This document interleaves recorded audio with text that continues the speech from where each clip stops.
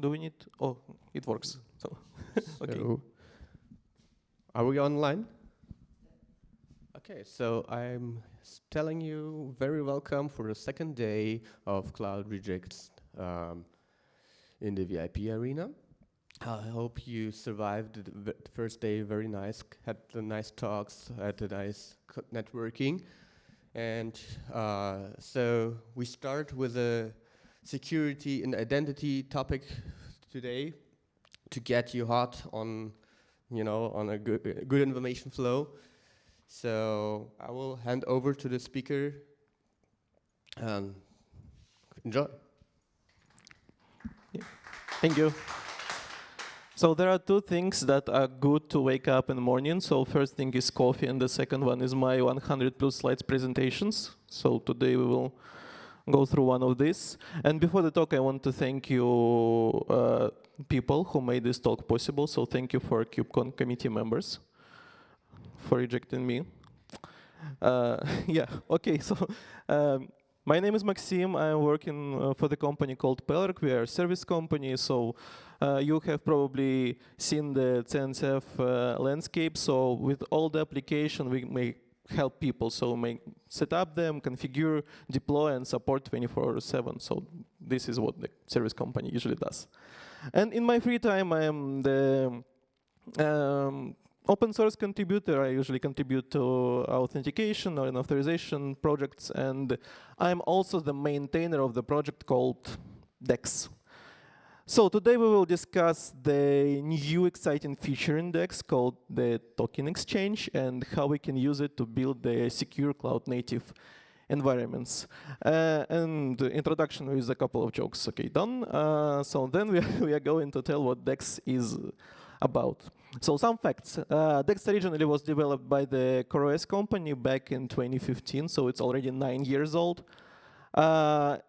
In 2018, after the CoreOS acquisition by Red Hat, so it was like dropped out of the company, and now this is the community-driven project.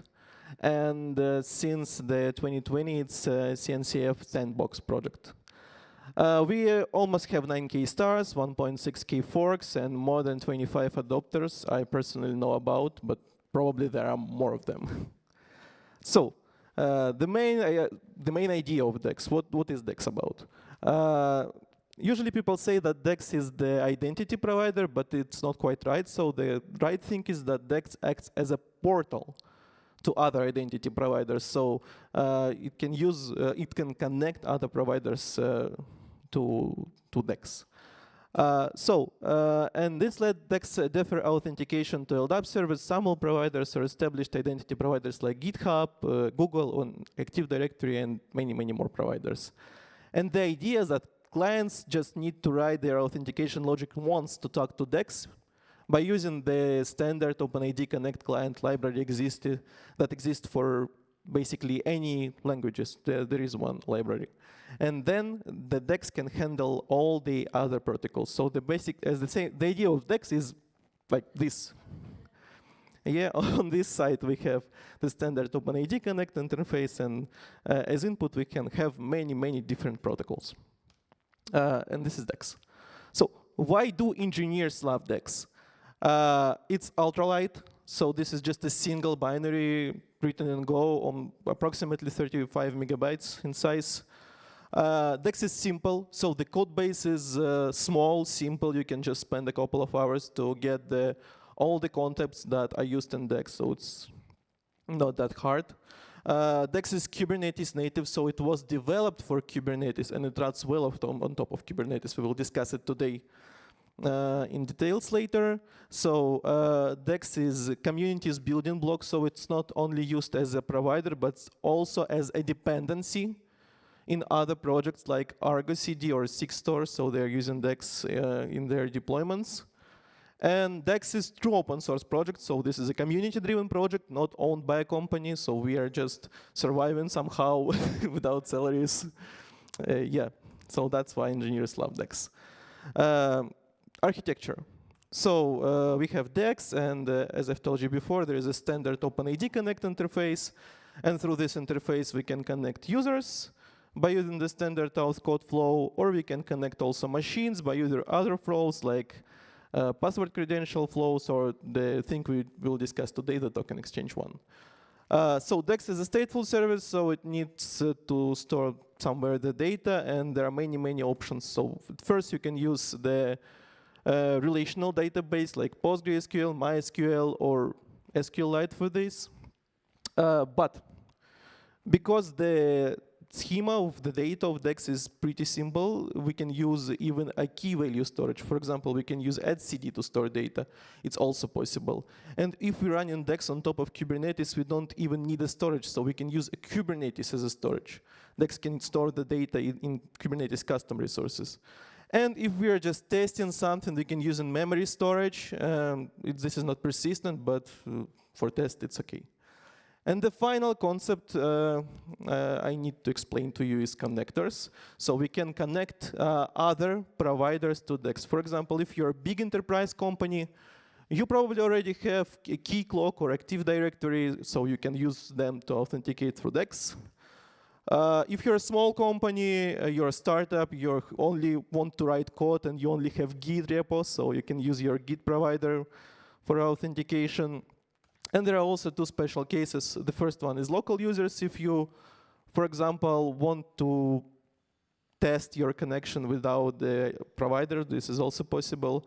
Or the mock connector if you want to use DEX as a web server for testing your, I don't know, for your integration tests. So this is a mock connector.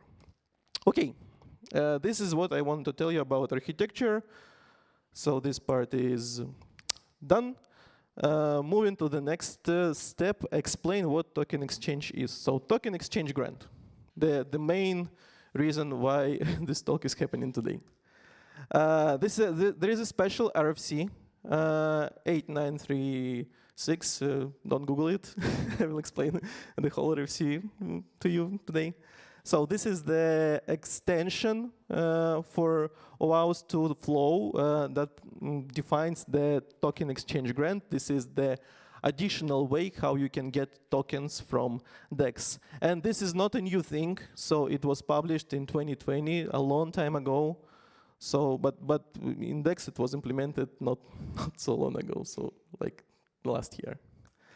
Okay, but to explain the token exchange to you, I will explain you the real world thing that we use often, the currency exchange. So imagine you have a euro, and if you're a software engineer, you probably have more euros, even more euros. But this is before you paid taxes in Europe, so now you have just a normal amount of euros. And these euros, they are issued by the European Union. So there are special signs on coins, on banknotes, so you can verify that this euro is valid.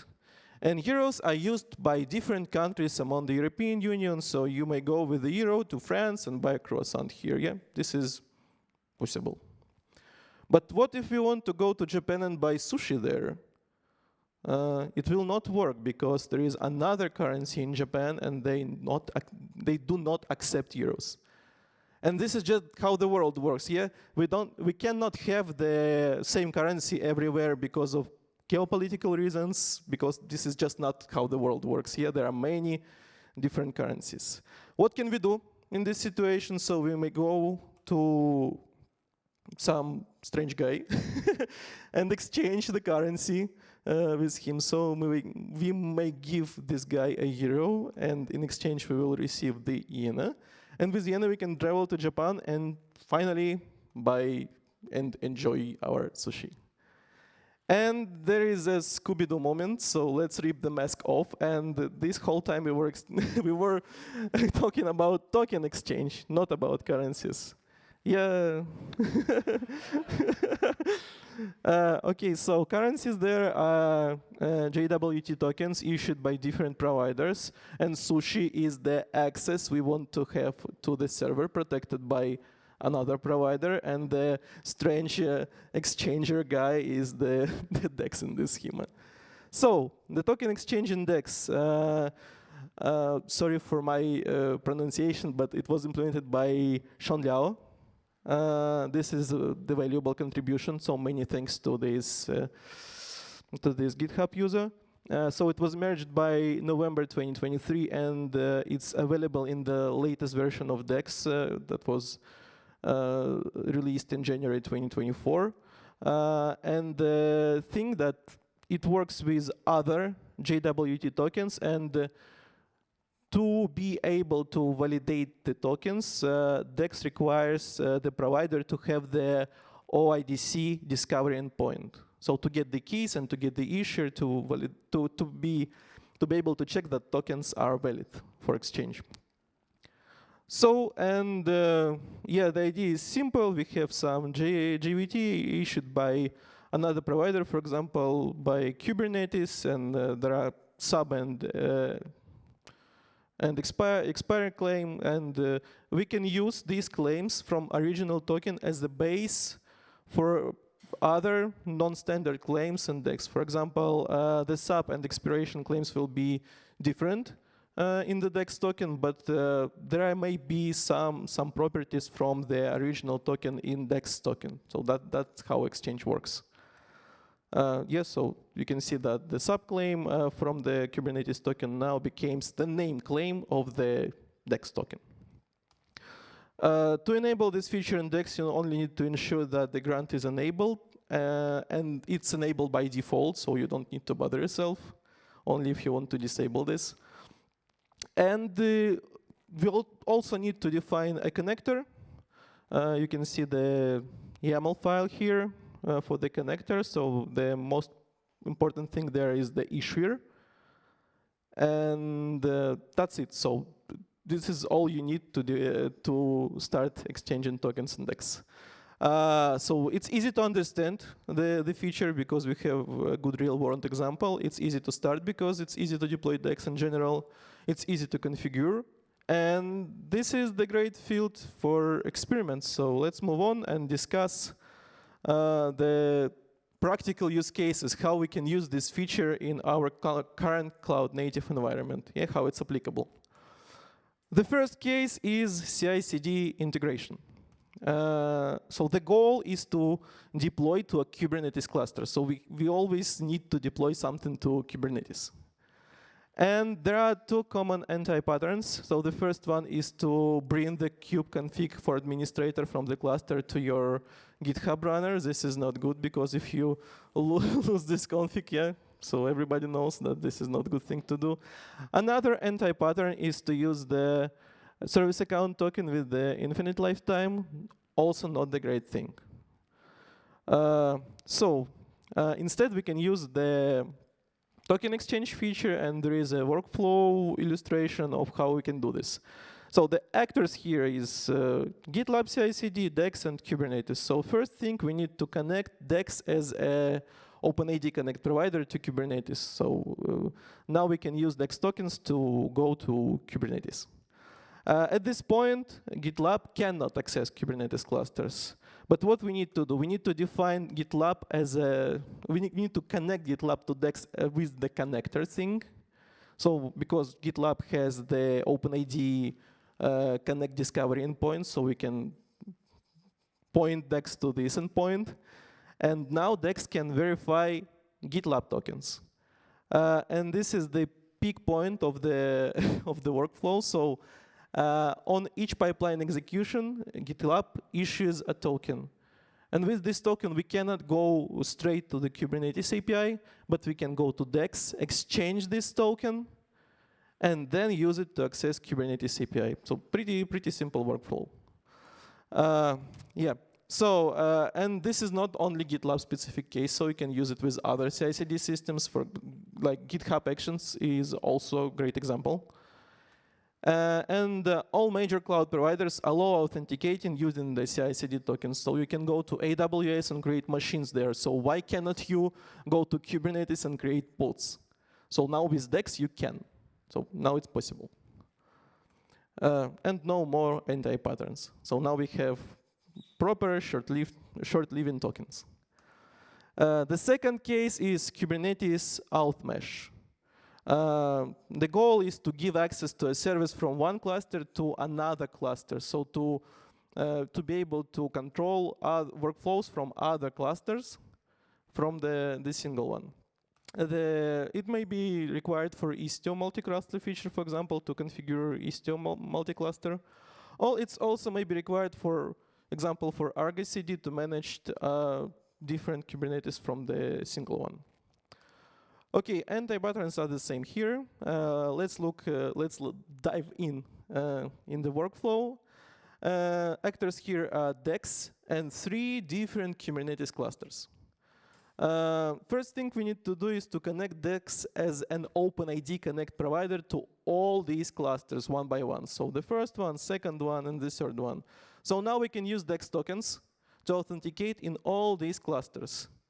The second thing that we need to do is to define 3 connectors in DEX. So now Kubernetes registered as the authentication providers in DEX. So now can DEX verify their tokens. 1, 2, 3. So, and now it defines the whole mesh between these clusters. And now from one cluster, we cannot go with the service account token to another cluster because it's not possible, right? But we can go with this token to DEX and exchange it and finally have an access from one cluster to another. Yeah, some mind-blowing maybe example, but yeah, let's go further. And now I will show you how we can define a kubeconfig for such authentication. So we will use exec credentials plugin feature. And first we need to write our exec plugin, and we will use shell for this. The simple example, first of all, we need to get the service account data. This is our initial token. The second, that we need to exchange initial token with the request to DEX to add DEX token. And the third thing we need to do is just to return the JSON structure, and this what makes this shell script a proper exec credentials plugin. So the development of plugin is finished.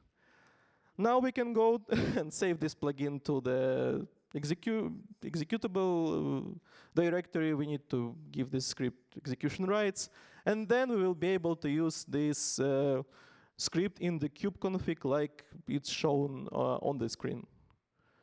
I want to tell you that this is not the production-ready script, obviously. So there are not error handling and other things, but this is just a simple example to show the idea of it, and it also works. So this is the full example. Yeah, so this was the Kubernetes auth mesh, and the third case is SPIFFE tokens. So the goal is to use SPIFFE tokens to have an access to Kubernetes API, because if we already have all our services authenticated, why cannot we use these tokens for authentication in Kubernetes API? So let's just see the workflow. There are now 5 actors, like the DEX itself, the Spire server, and the Spire agent. That we will use in our example to issue SPIFFE tokens, the application itself, and the Kubernetes cluster. First thing we need to do is the registration between Spire server and Spire agent. So we need to make the agent eligible for issuing tokens for all the workloads on a node. The second thing is that we need to register SPIFFE server, Spire server, Spire server as with the connector in DEX. So now DEX can verify these tokens. The second thing is that we usually do, we connect DEX to Kubernetes. So DEX tokens now accessible by the Kubernetes API. And then we can finally start our flow. So the application goes to the agent and gets the SPIFFE token. With SPIFFE token, it cannot access Kubernetes API, but it can exchange the SPIFFE token for a DEX token and then connect to Kubernetes. And with this schema, you can use SPIFFE IDs as usernames like this in your RBAC rules. And it makes service accounts in Kubernetes obsolete. So you don't need to use service accounts anymore in Kubernetes with this schema. Yeah. That's it. So we finally made it to the finals. This was the talk. So let's wrap up all the things said today. The first thing is that the token exchange feature is the glue between different authentication providers. The second thing is that DEX is lightweight, and it can be used to add only this capability to Kubernetes clusters with literally no overhead. So because this is lightweight, this is not a fully featured provider, and you will not see the DEX working here in your cluster. Okay, the third thing is that not only DEX benefits from it, yet the whole ecosystem. So because as I showed you before, DEX now can connect different projects of our cloud native environments to work together, which is pretty cool. And the final thing is that if security features are convenient to use, it will improve security in the world in general, because security now, it's not only necessity, but also like a popular thing. So if popular things are convenient to use, everyone will use them. Yeah, it was my talk. Thank you so much. Let's go to authenticate them all. Thank you. Thank you. Yep. Thank you very much, Maxim, for your great talk. And we have some minutes left of your time. So if you guys have some questions, it's a good time for a Q&A. Thank you for your talk. I was wondering, do you have an example for accessing a Kubernetes API through DEX in like a CI environment, like the first example? Can you repeat the question? So the question is, do we have an example how people can access Kubernetes API through CI/CD, as I've showed you before? Probably you need an example of kubeconfig, or what? Like DEX configuration with whatever you need to do in GitLab CI. So you need a DEX configuration. For now, we do not have this example, but there are people that already do so. So I think we probably can ask them to provide us to share the example. So yeah, this is a good question. Please. So you mentioned in your talk configuring Kubernetes cluster to use DEX as identity provider. How that works in a managed Kubernetes in a cloud, AKS, GKE, EKS? How we can connect an OpenID Connect provider to a managed Kubernetes like AWS, GKE, and something like this. So in most major providers, you can do so. I know that in EKS and in GCE, there is a special like interface, a web form. You may fill it, and then your cluster will work with your OpenID Connect provider. There were some issues in AKS in Azure, but it's also possible probably. And in some minor providers, like for example in OVH, it's also possible. But you need to check this feature. That's it. I'm wondering what is actually, you mentioned that there's a persistence layer. What is actually stored there? So what is stored in the persistent layer of DEX? We usually store there our authentication codes. So for example, when your user authenticates in DEX, you need to persist the data between the login and the redirect from the another provider to DEX back. So you need to, so it's only for a short moment, but you need to store this data. There are also things like, for example, connectors. So you don't need to define your connectors in the config file. You can store connectors in the database. It's also possible. You can do this via API, also convenient thing. And DEX also stores the refresh tokens in this storage, for example. So it keeps the offline session there for sessions. And that's pretty much it. There are a couple of more tables, but they're not that relevant.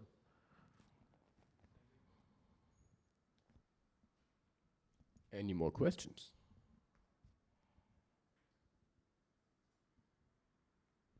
So yeah, thank you so much for the questions. Yes, also thank you. So, and also we now have like a little bit more than 5 minutes time for the next talk. also the other speaker. I haven't seen him yet, so see you in 5 minutes.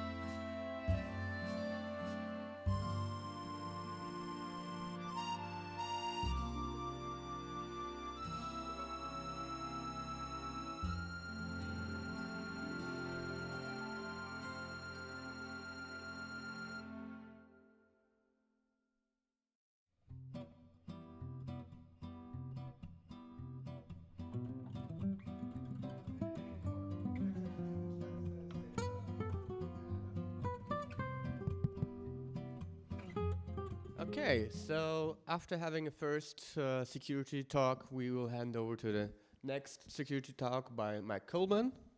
I hope you enjoy. You feel free to start. I hope you enjoy it as well. I'm not going to use the microphone. Oh, please. The Spanish phrase I like that I learned from my sister-in-law was "no pasa nada." It's all good, man. Doesn't matter. Anyway, my name is Mike. I am a developer advocate at a security company called Sysdig. We do cloud and cloud native open source security. We are the company that donated Falco to the open source, or to the CNCF. Falco recently graduated, so like 2 weeks ago for us. So that was awesome. So I've been in about 9 years in the cloud native space. I was at Docker in about 2014, 2015. And yeah, and then from there I went to AWS. I spent some time at Google, and now I'm over at Sysdig. And then before that, I was at VMware, where I was doing virtualization stuff. So I've been in virtualization containers for like about 15 years. If you want to follow me, I'm Mike G. Coleman everywhere. Because we got the thing, yeah. I recall Central Park. I cannot pick up a microphone without singing. Anyway. So this is, we're going to go through and we're going to talk a little bit about the cloud native security landscape. This was basically born out of my own confusion, and I figured if I was confused, other people were confused as well.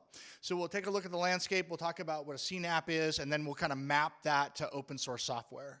So the objective here is not to teach you how to use these tools, it's just so you know what they are. Right, and I said, I'll explain like why I thought this was an interesting talk. We're going to talk about a bunch of different tools. Some of the tools can be in multiple categories. Falco is one of those tools. Most cases, I'll just mention them one time, but they have other applications. And this is far, far, far from a comprehensive list. Right, I'm going to talk about like 9 or 10 projects out of the 100 or so that are listed on the landscape slide. So the reason I did this was, what? Oh my. One moment, please. Okay, so hopefully that comes back. The reason I did this talk was, if you think about cloud native applications and securing cloud native, you're securing across all kinds of different things, right? You've got, you know, cloud services like buckets and databases. You've got identity and access management. You have got the whatever platform you're running on, whether that's serverless or virtual machines or Kubernetes. You've got all your network policies. There's like about 15 different levels of security in cloud native in general, right? And we do all kinds of really interesting things where we make mistakes. How many of you, and I will only ask you questions where the answer is yes for me, how many of you have ever over-provisioned like a security account, a service account or something? Like S3 full access, right? How many's ever, right, when you shouldn't? I've done that. Corey Quinn, who has 100,000 followers, pointed out to everybody on Twitter that I did it, so that was nice of him. How many of you ever pushed a AWS secret key up to GitHub? Nobody else. Someone's lying in this room. Or an Azure or Google. Anyway, how many of you pushed credentials up to GitHub in a public repository, right? So there's all these areas where you can just make a mistake. Right, so you think, okay, well, there's got to be a lot of things that can help me with that. So then you go to CNCF and you're like, they know everything about cloud native, so let's look at the security. Oh, wow. Wow. There's a lot of stuff on there. There's something called Claire. Does anybody know what Claire does? I don't pick Claire. I'm not picking on Claire. I just don't know. Oh, what? Thank you very much. You've got the magic power. Anyway, there's all these things on here, right? So then you're like, okay, well, I'm going to go and get some Armo.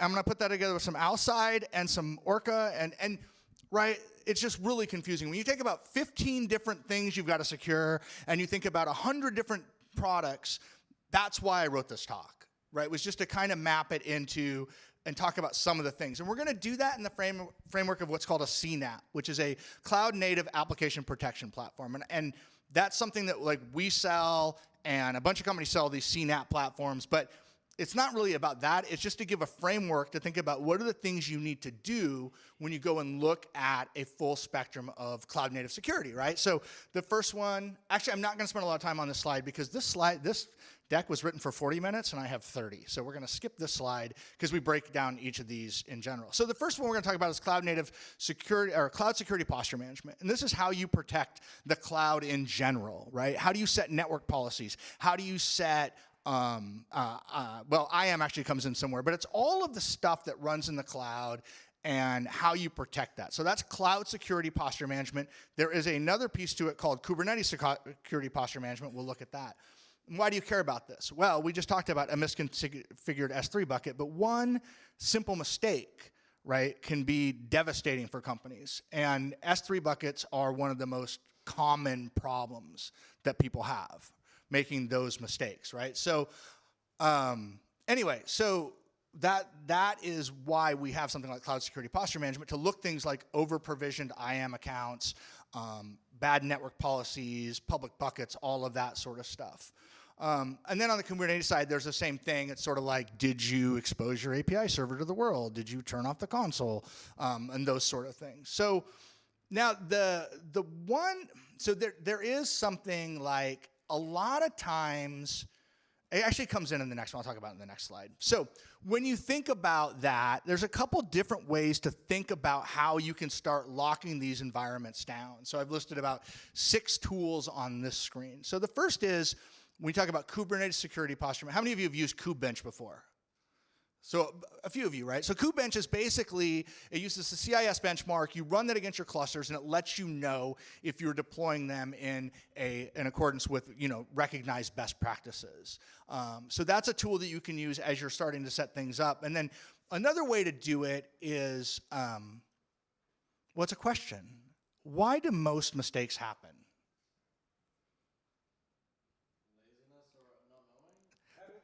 Habit, lazy, humans, right? It's humans. So when you look at something like Crossplane, and we'll talk about Terraform or OpenTofu, the use of infrastructure as code and to ensure that you're having repeatable processes so that you can start taking those so you can do one of two things. You can you can take them out, or you can repeat the same mistake 100 times.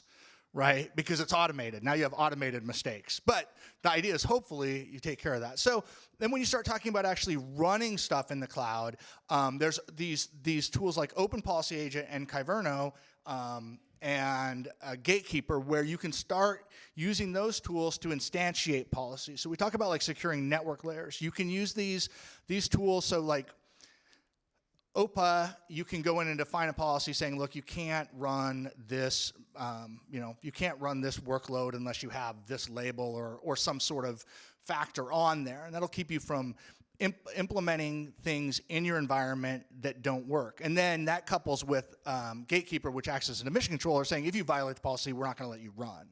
And that'll keep you secure as you're rolling things out. As things get deployed, it'll block things that you shouldn't be running. Once they are running and somebody makes a mistake or changes something, that's where something like Falco comes in. So Falco is runtime security. So Falco runs by intercepting system calls in the kernel, and it looks for violations of things. So if somebody shells into a running container, Falco will write you an alert on that. So you do everything right and you deploy something securely, and then somebody takes a shortcut or they're lazy, right? Falco helps detect that sort of behavior and those sort of analysis. So this one is a weird one. So cloud identity infrastructure entitlement management. This is all about IAM and access and excessive permissions. And the reason I say this one is kind of weird is that I haven't found a lot of great open source tools for this because so much of this is cloud vendor dependent, right? It's not generic. It's like it's different on AWS than it is on Azure. So there are some things you can do in this realm, but this is really one where, like, from an open source perspective, it's a little bit more difficult. Did you attend the previous session? Attempt what? The previous session? The DEX one? Yes. I did, but I was working on my slides, so I didn't follow it very well, if I'm being honest. I'm not going to lie. I was not paying much attention. But Dex will help with that? Is that okay? There we go. Maybe will. So we talked about this a little bit, right? 90% of granted permissions are not used. So I mentioned that thing about the S3 bucket. I did that because I was using a plugin And it said, just give it full access, right? And then when someone said, well, this doesn't work, how did I figure out how to make it work? I had to go, like S3 has like 53 permissions on it. I literally had to go through and turn them off and on one by one to figure out how to get the base level of permissions. And so it's just way easier. So you can call it lazy. I call it optimized, because I'm optimizing my time. But yeah, so this idea of being able to go through and audit those sort of things is pretty important. So some things in that sort of space about access and entitlement management, there's Keycloak. Anybody using Keycloak? So that's single sign-on, basically open source single sign-on to help you with that. When you have, and then there's a talk on this, I think the next talk's on observability by Tiffany, I think, actually. So she may cover some of this, but this idea of using tools like Prometheus, Loki, and Grafana, which are, they gather metrics, they display them, they aggregate them for you, where you can start looking for patterns in these environments. And then the same thing that we talked about a little bit with Crossplane is the idea of using Terraform or OpenTofu or Pulumi to roll these resources out so that once you have it defined, you have a known set of templates that you can say, look, this is how we define these type of roles, this type of access. So it's not really about detecting it, but it's more about preventing it from happening. So the next one is cloud workload protection. And this is, how do I know that the stuff that I'm running is secure? And this is one actually where there's a lot of really interesting open source technology that can help you here, right? So I actually feel like this is the area where we're the strongest in open source. And this is about like container vulnerabilities. 87% of container images have higher critical vulnerabilities. Is that a good thing or a bad thing? More vulnerabilities, yeah. You exactly, yes.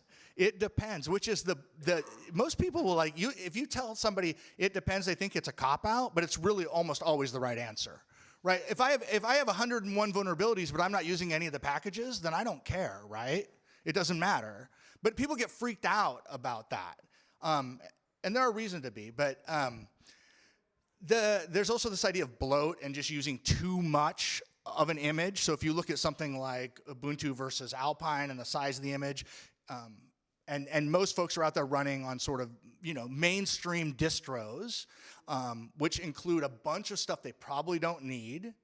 And then, there's all kinds of different stuff out there, right? So the crypto mining and all of that seems to be like, has anybody encountered that in the real world? A hijacked payload with crypto mining? Because it's like you have, I know what happens. It just seems to be like one of the canonical things we talk about. Anyway, so how can you do this, right? So you can use something like Sneak.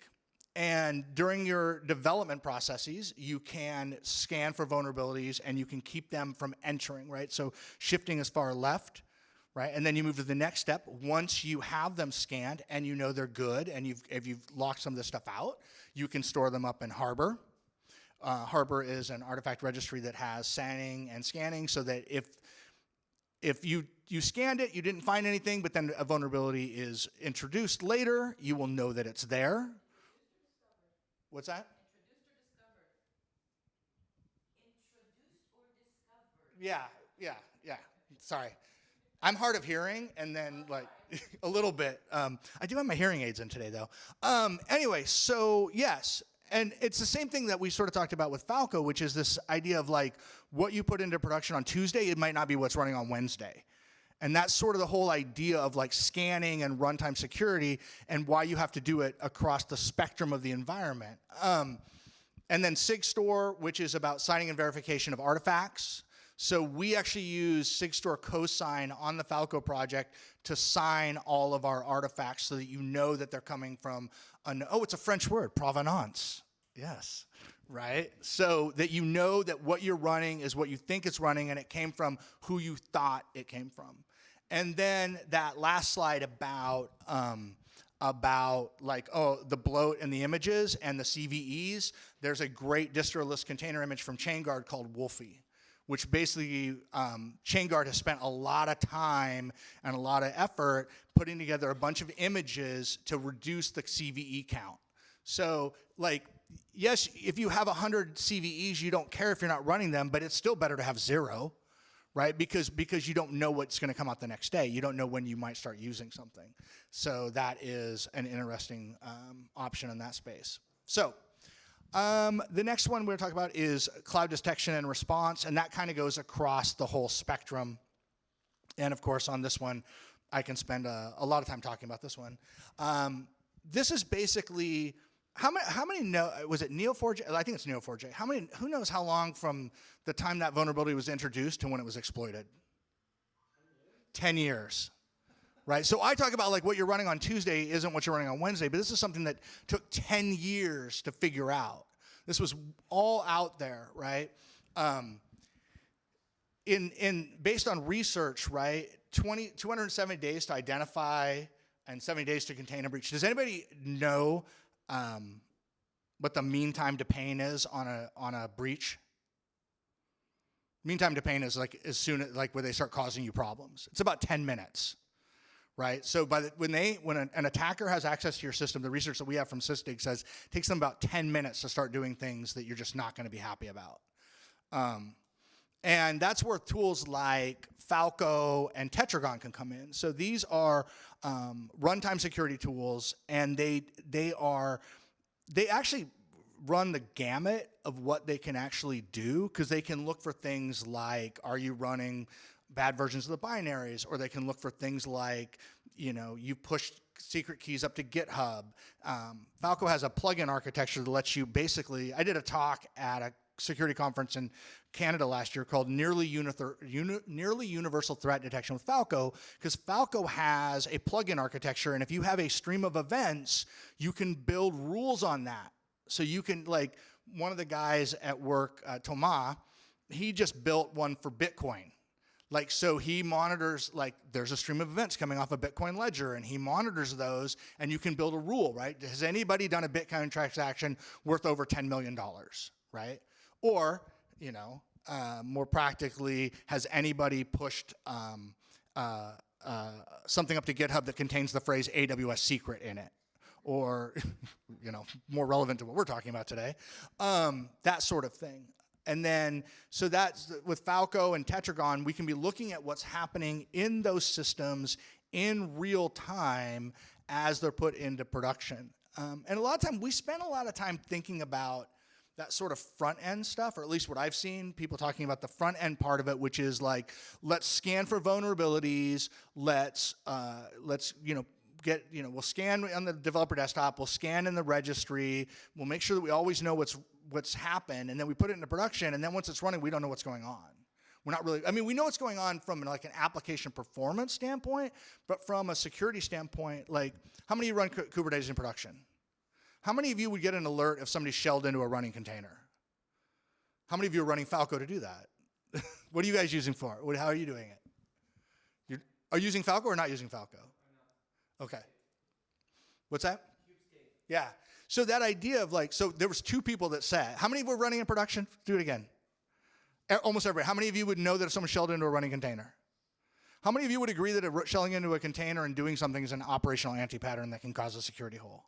Right? So that's the thing, right? We have all these ideas of like, oh, we shouldn't do this or that with containers, but we have no way of detecting it. And that's where Falco comes in, and Tetragon as well. I can't speak to Tetragon nearly as much as I can to Falco, because Falco is where I spend 90% of my time. But Tetragon offers similar functionality. I will actually say Tetragon, from what I understand about it, offers some functionality that Falco doesn't, because this is not America, but let's see if it works in America. If it works in Europe. If I say peanut butter, what's the next word? Jelly, right? And so this is cloud detection and response, and Falco does not do response. It does detection. Tetragon actually has a response component. We have a nascent project called Talon, which will allow us to do some remedial response on common things. We also have a companion project called Sidekick, which allows you to build out response engines. But anyway, that's enough talk on Falco. So, and I wanted to finish in 25 minutes, and I did. That's why I cut out 10 slides. So anyway, the takeaways, right? So obviously this was just like a quick overview of some key projects. I tried to hit all the ones that were either incubated or graduated to give you an overview of that. the general idea, right? There's a big area out there. I think we spend a lot of time thinking about certain buckets, and we don't spend as much time thinking about other ones. And that's why you need to like kind of look at it, not just, you know, scanning and protecting and network policies, but all the way through from the moment the developer deploys it to the moment you retire that container. All that has to be considered. And I think that sometimes folks don't think that way. I wouldn't say go out and try to do all of this at one time. You know, pick it up as you want, and then always focus. Like, we didn't even get into like this idea of like zero trust and we talked a little bit about kind of least privilege-esque, but there's a whole bunch of other stuff out there, you know, that you should be looking at as well that kind of wasn't covered today. This was not designed to be like fully comprehensive in that way. So 5 minutes left for questions. No questions mean I gave a perfect presentation. Oh man, I did not give a perfect presentation. You did not mention S-bomb. Can you maybe? Yeah, I didn't talk about S-bombs or salsa or some of that stuff. Yeah, so those are the idea of understanding software bill of materials. And I can never remember what salsa stands for, but it's the idea of understanding the components and documenting them and putting them in and being able to replicate them. Do you do stuff with that today? No. Okay. I didn't know if you had. I was basically asking if you had like personal experience you would like to share. Okay. Anybody else? Yeah. So the runtime part of this. It seems like a lot of projects are focusing more on container image scanning, code performance, everything on the supply chain side. Yep. But like the traditional security vendors who, have always focused on endpoint protection. They have virus scanners and malware scanners for Linux servers and for desktops and all that stuff. You see them doing a play for the container space now as well. How is that landscape evolving? Are we seeing more open source projects around endpoint protection, stuff running, at the runtime side of container execution, or? Yeah, I mean, I think it depends on how you like. We don't. With our, so, I gotta go. I thought maybe they figured out which passport I used to come into the EU this time. And I have Spanish citizenship and U.S. citizenship, so it's not, I'm a criminal. Anyway, so if you think about like containers and the way they live and the way they die, I don't know how much of that endpoint stuff comes in, like virus scanning and whatnot. Like at Sysdig, we don't do a lot of that. We do focus on the runtime stuff, which is more about the behavior. But your first part of what you said was, folks tend to focus all on everything that happens until it starts running, and then they forget about it. And I think that people live with a false sense of security around the fact that containers are immutable and they're short-lived, and that, what's the worst thing that can happen if it's running for 5 minutes? Well, a lot of things can happen if it's running for 5. So I do feel like in that space, if you care about analysts and Forrester and Gartner, most of them will tell you that if you're looking at full protection, that runtime has to be a part of that, and not necessarily endpoint, but the idea of understanding how the containers are being operated and how they're being, what's happening with them until they get retired out. In the back. I hope this cable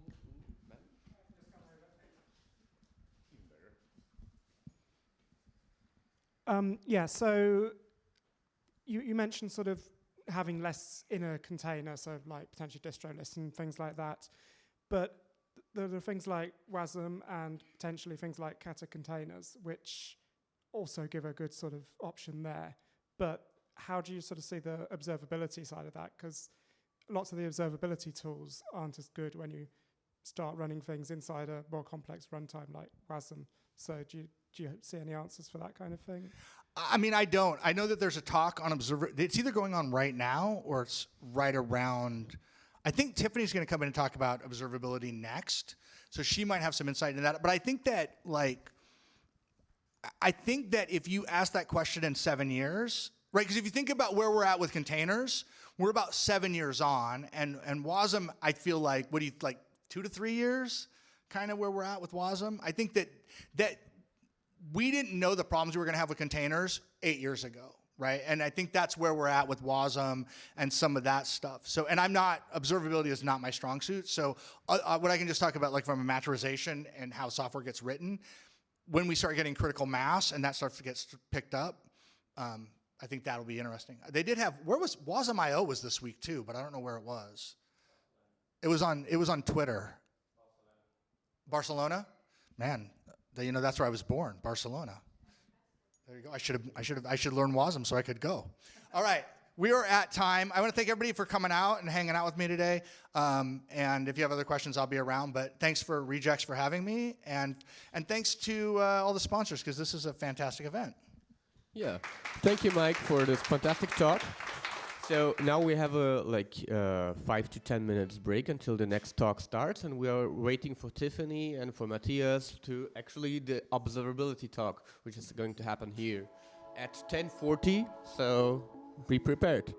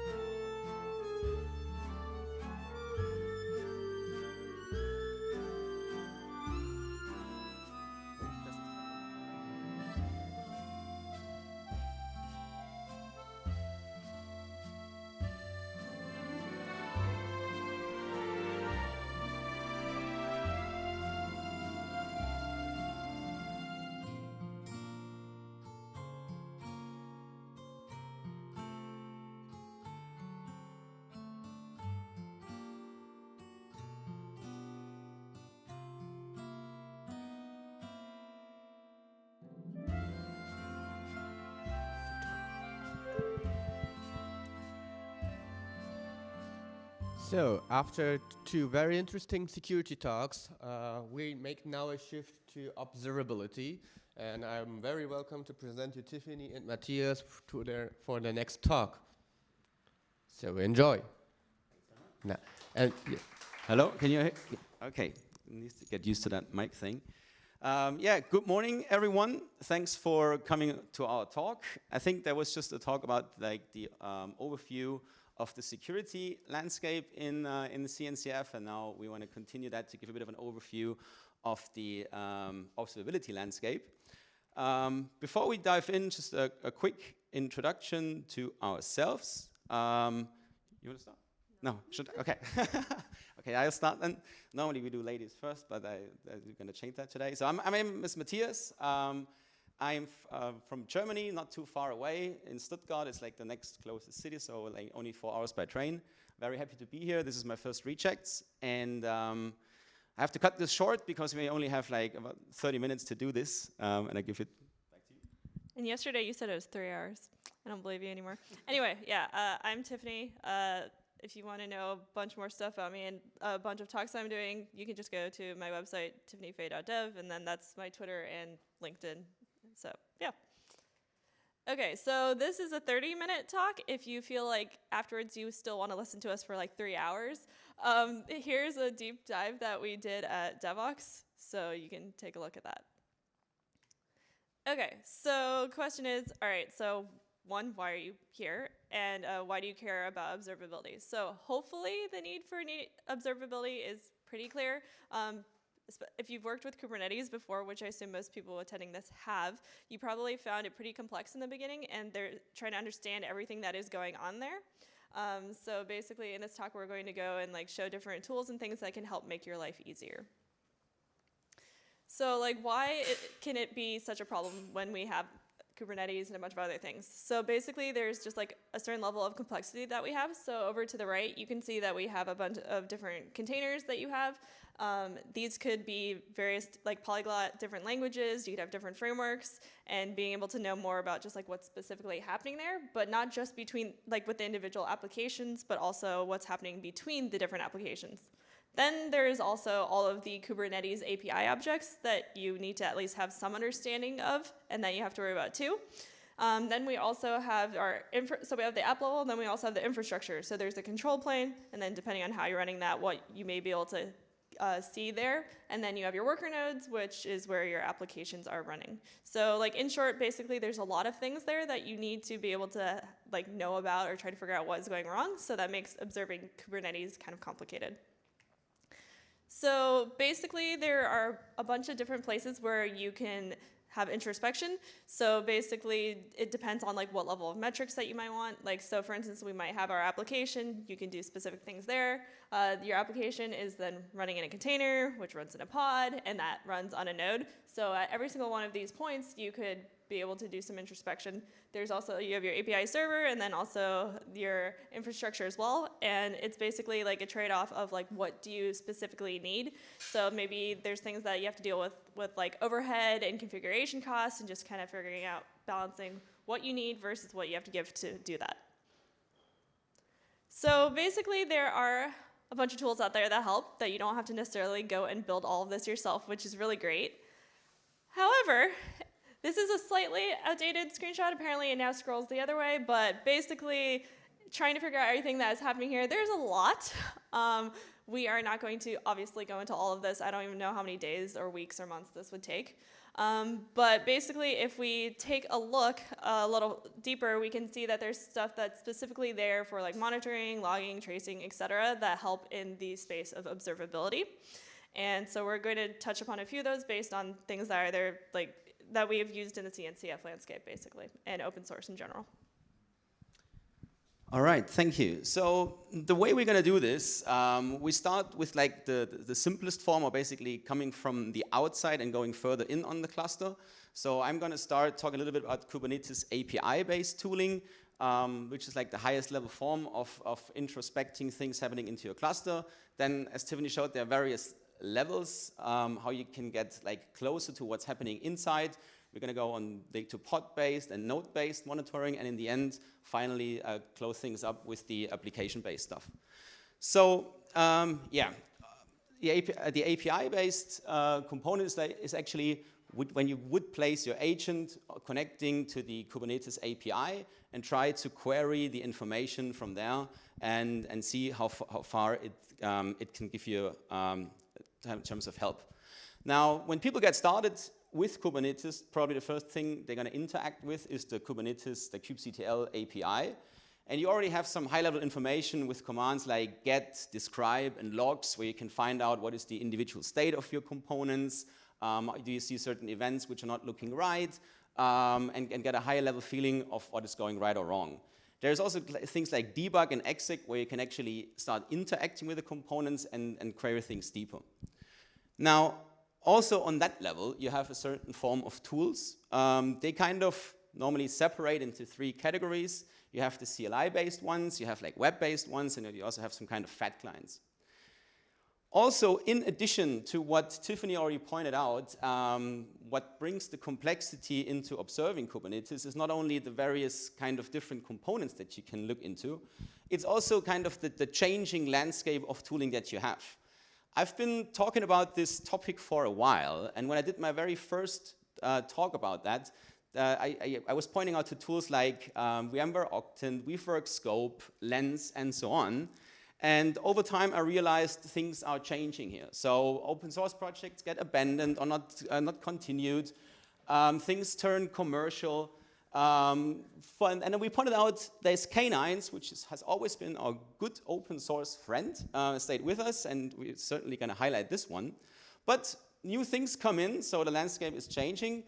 People from Headlamp and Schooner would probably object and say they're not new kids anymore, which is about which is about right. But still, as opposed to the others, they are on that landscape. They still do the thing. And I just want to give an overview of what's happening here.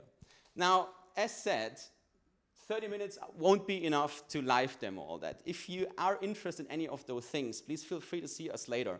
I have an environment running where I can show individual pieces of those components, but for now, screenshots will have to do. So this is K9s. Most of you have probably seen this. It's just like an aggregated form, all command line based, which is very often helpful if you don't have like a window environment. So if you only have a shell, this will always come in handy. You can also list and sort your resources, have a quick observation if things are going right or wrong, and can drill down into the details from there. Now this is old Octant and Lens, so we're going to go over these. In general, if you know one of those tools and what they can do, you kind of know what they all can do. They don't like extend the functionality of what your Kubernetes cluster can do anyways. It's just like they give some nice navigation, especially when people start learning Kubernetes. This can be very helpful when they get flooded with all the new API objects and what do they all mean. So you get like sorting, aggregation, nice visualization. You can figure out if things are failing, restarting, are exhausted, and so on, and can go in there deeper. One of the things that I wanted to point out here quickly is that debug functionality. It's not super new anymore. It's like I think came in with API version 123, but it's still very helpful if you're like in troubleshooting or diagnosing.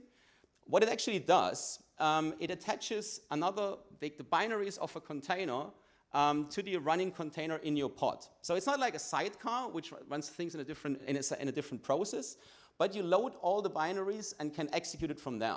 So this can be very helpful if you have like a distro-less container or something like, or if you're missing some diagnosis tools in your container environment, then you can simply load it into. I mean, it is as dangerous as it sounds, so you should not enable this by default.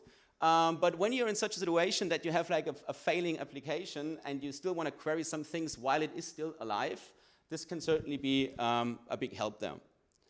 So to wrap things up on the, let's say on the entry-level side, so the API tools do not need to any change in the cluster or application. So you can just use them as they are. Query the stuff that your API allows you anyway, so it's completely non-intrusive. It's also very helpful for getting started with Kubernetes or getting a quick overview. But with that, of course, it also has limitations. So even though the tools might show all your pods healthy and running, it still might be the case that they're not talking to each other and things are not working well, or you have some ghosts and so on. And you wouldn't be able to find it out just with that. So to get there, you probably have to go a level deeper. Before we go a level deeper, I just wanted to have one quick word about Prometheus and Grafana, because this slide was actually initially not in there, but people just told us you cannot speak about observability without mentioning Prometheus and Grafana, which is about right. Anyone in here not familiar with Prometheus and Grafana? Okay, I would have thought so. So we can go over this. I mean, later on, Prometheus and Grafana, of course, not like standalone observability solutions, but it's like you have the data store and you have the customization dashboard that you can use. And we will later on have references of tools exploiting the functionality of Prometheus and Grafana, but we're not going to demo it out here as such. So with that, I'm going to give it back to Tiffany for the next level on a, let's say, pod-based kind of monitoring. I'm still not used to this whole passing the mic thing. It's kind of cool. All right, so yeah, pod-based, and then like specifically going into service mesh. All right, so basically earlier, like we saw just kind of like a high level of like all the different places that we can look at. So this specifically, again, is at the pod. So like basically what you have is you have like your application that's running in your pod, and then you also end up having what, like you mentioned earlier with the sidecar, but having a sidecar where you can do some sort of observability over there. So using that to be able to collect metrics specifically at this level. So if we just take like a quick look over this, so this is just like having one application running, and that is this container is connected to the network traffic. So within this pod, you can have multiple containers running. It doesn't make too much sense to have two different applications that are going on in there. Instead, since both of the containers or whatever containers you have inside of a pod, they're all connected to the same network traffic. So basically, this sidecar or proxy basically can go and see everything that's happening that your application can also see and collect data based on that, with basically get network data and listen on that. So it's not super useful if you just have it for one specific pod. It makes a lot more sense to have it for every single pod that you have running.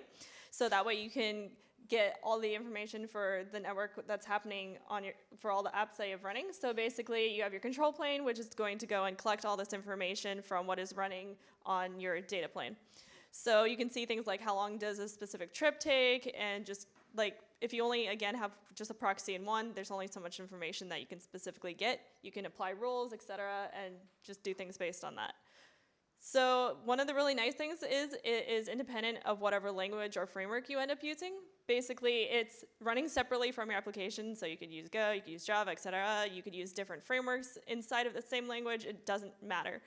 But based on the fact that it is running separately, you can't get app-level metrics specifically from this, but you can get all of the network metrics instead.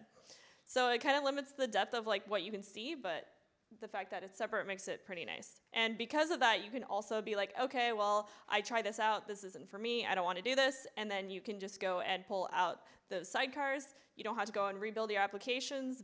It will restart your pod, but that's not too bad compared to having to rebuild your entire application and push that back up. So then all of this goes and just like feeds into the control plane that collects all of that specific data. So this is a diagram specifically from Kiali using Istio. So like the fact that you have all these metrics, sometimes depending on who you are, you may not want to just look at a bunch of numbers and try figuring that out and see what's connecting. So being able to visualize that helps a lot. Like with Kiali, you can see things like percentage breakdown of split between different versions. You can see the direction that traffic is flowing. And this is just like for a simple like to-do list that Matthias had created, but basically Best thing ever done. So yeah, basically it just like helps you get a lot more visibility into what is happening, whether something is like, if it ends up being red, for instance, or I guess he's partially colorblind, hence the purple Kubernetes logos on some of the slides, but depending, it may or may not be useful. But it's a lot more useful as your application gets more complicated, trying to figure out what is happening. Like for instance, we can see that on this one, something wasn't set up with Wavefront proxy, and therefore all the traffic is red. So just being able to look into these different types of things. So just kind of to give a little overview of this, basically it extends Kubernetes for limitations in like things like traffic awareness or shaping. Like for instance, if you have a bunch of, like, 5 replicas of your pod for a deployment. Like, it would be split evenly over that. But if you're like, hey, I want 30% on this and 20% on this, et cetera, you can use Service Mesh to help you with that. And then you have the concept of having like a sidecar proxy that is injected into every single pod that you have. When you first start up, you maybe want to manually do that, but you can set up so that every new pod ends up doing that. You can't get application level metrics. That's stuff that we'll look into a bit later. And then you can make changes during runtime instead of having to rebuild something as well. So the next part that we're going to look into is on the side of node-based instead of pod-based. eBPF is one of the ways of going about doing this. It isn't the only one. So basically, instead of having your agents on every single one of your pods, you basically have an agent that is sitting on every single one of your nodes and observing from that. Oh no. Hi. Isovalent in the crowd. All right, so eBPF stands for Extended Berkeley Packet Filter, which is probably why they shortened it to eBPF, because that's a lot of words. So basically, like, it's a pretty low-level functionality. So like we're actually like going and looking into like Linux things and into like the kernel space. So the kernel space is where your kernel software runs. Usually this is a pretty protected environment so that you can't just accidentally mess things up. If you wanted to try contributing something to Linux, it might take you quite a while, maybe a few years to get something there, but that's not really going to work at the iterations that you would want to be doing with something in the observability realm or just like changes in general. So like you can kind of view it in a way, kind of like JavaScript running in a web page. You have code running, you can do things with it, but you aren't like damaging any of the underlying infrastructure. That's basically what the eBPF sandbox is in the kernel. So basically, yeah, you can run custom code, can't harm the environment with that. And basically, since the kernel space can interact with like kernel events, such as like network events, and then you have the side over on the user space that you have like your SDK, your libraries and tools that you can do things with that. If you want to see a bunch more stuff and like really diving into things, yesterday James had a talk that is up on the stream, so look into that because we are not diving into that level. It's really cool.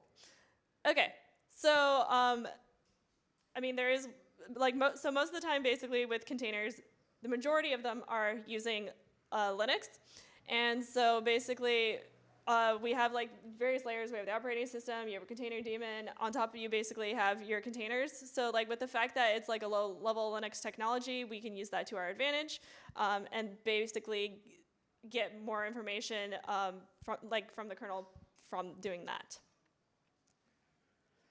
So this looks kind of similar to the diagram that you saw earlier, but so we have our control plane, which is again collecting all of the data. And then afterward, at the bottom part with your data plane, basically you have your nodes, and then you have each of your agents and having that specifically on each of your nodes. Ideally, you have more pods than nodes. If not, please tell me why. I'm a little concerned. So that's just one way of looking at it. So this is a diagram that's specifically from Hubble UI, and this is with Cilium. So basically, it's kind of similar.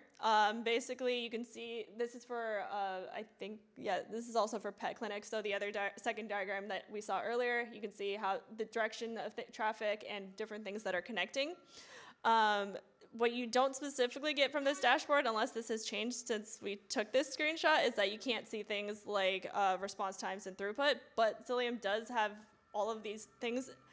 So you can actually, for instance, go and look at this data using Grafana and be able to like see those specific things that you couldn't in the other diagram. And so you can see things like how long does a call take, for instance, and then like a tracing breakdown as well. And like we've mostly been talking about like open source things, but Cilium has like an open source core, and there's also like a licensed version as well. Not really sure where the separation is, but yeah. So as eBPF is becoming more and more of a talked about topic, there's a bunch of other things that are coming out as well. So there's things like Pixie, there's dflow, there's KubeShark. You can see different like levels of like tracing or how things are connecting. If you want to look at a bunch of the other applications, you can go to ebpf.io/applications, and there's just like a bunch of different things there. Some of them were talked about yesterday, like Inspector Gadget, etc. I think there will be an eBPF day tomorrow. So if you want to know more about those tools and get a better overview, I think this would be the place to go. We can only like scratch it on the surface here. I've never held a mic for someone before. Okay, so just a high level on this side of things, basically you are injecting your proxy component on the node level instead of on your pod level. Since you have fewer hops, there's less latency. It's using a low-level functionality basically for Linux that's leveraged specifically for Kubernetes purposes in this case. And then it's like changing pretty rapidly. There's a bunch of stuff coming out, even just compared to like a year ago. There's so much more that is out there now. So I'm going to pass it back over to Matthias. All right, thanks a lot. All right, so to sum things up until here, we've kind of seen on an entry level how with the Kubernetes API we are able to, for example, like sense if there are any kind of problems or there might be some certain problems in your landscape. And with the help of like service mesh functionality, be it pod-based or node-based, we're now able to like see the traffic flow between those components. So we also can already go into an isolation level of our problems, but we still cannot see into the applications as the components are, as I said, either running on the node or on the pod, but not within the application container. And for that, we basically come to the final part, monitoring within the application itself. Unfortunately, it's not as simple as it looks here on the slide, just putting that little agent into the app. But generally, this is how it works. So of course, then the metrics are being collected, and there are various ways to visualize that to the observability end users. Now, the problem with that landscape is as well, there is a lot of different toolings that will plug into application and provide different deep level tracing and metrics collection. One of the things to highlight in this context is certainly OpenTelemetry. I think this one is one of the tools in the CNCF landscape which was like, I think, second one after Kubernetes with the highest commits. Please tell me if I'm wrong, but this is what I just heard recently. And it's also one that's showing a positive tendency, in my opinion, while on other areas the landscape is more and more spreading out, and you have like very many different solutions that you have to select from. OpenTelemetry is actually like merging things together from different solutions. So the way it works on high level, I should probably say it's not like a full observability solution with dashboard and everything. It's focusing on the side of standardizing the collection of the information. So in the past, many vendors had like proprietary formats of how they collect their like tracing metrics and log information, and OpenTelemetry tries to standardize that to give a lot of parties the chance to integrate into that system, and especially with the application landscapes becoming much more polyglot, being able to correlate all the collected stuff across the different components.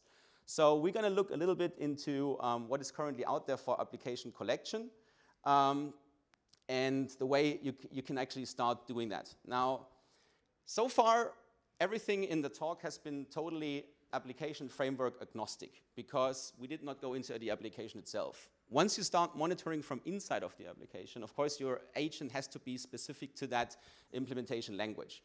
So a little disclaimer, the next couple of examples are more Java-based than others, but still there is a lot of different agents for various implementation languages out there. So with the Java part, the least intrusive way to actually get there is to plug the OpenTelemetry agent into your Docker container, or into your container. You do that by adding it to your Docker file and then hook it into the Java command. This has the advantage that you don't have to actually rebuild your jar file, and you only need to rebuild your container. Anyway, either way, it's a higher level of intrusion as what we've seen before, because it's not only requiring a restart, but a rebuild activity. After that, you of course need to configure that part in basically telling where to send the metrics to, in this case like the OpenTelemetry collector, and from then on it can be kind of aggregated and correlated with other things. Of course, you can do it in a different way to really plug it into your application infrastructure, basically modifying dependencies and pull in the OpenTelemetry collector there. From there, it's kind of the same procedure. You also have to basically take the information and send it to the collector. So you see there are various ways of collecting data into OpenTelemetry, and then things kind of getting stitched together there. And then you, of course, start getting application-level metrics. So again, this is a Java example, collecting metrics and visualizing them in a custom Grafana dashboard. And now you're seeing like Java garbage collection, heap information, things like that. And this is something you would not get with any kind of service mesh implementation, at least not to what I'm aware of by now. Jaeger is a technology I want to highlight here real quick. This has been there before OpenTelemetry, but it's certainly got a big push through OpenTelemetry because it can be used with that in a fairly easy way. But it was always already possible to use it with other technologies, for example, with Istio, as Tiffany said before. So here, you would see a Jaeger example. Sorry. How if you feed the information just from a service mesh Istio-based thing. So you only see the two services, and basically the outer trace and the inner span, when one service starts, hands over to the other and returns. So this is the entire information that you get from an outside perspective. Once you go further into that, you see the traces with the application-specific components. So you see like the REST endpoints when you hit the application. You see like the MVC pattern, then the database invocation. And it's very easy then to isolate or pinpoint which is your problematic component within your app.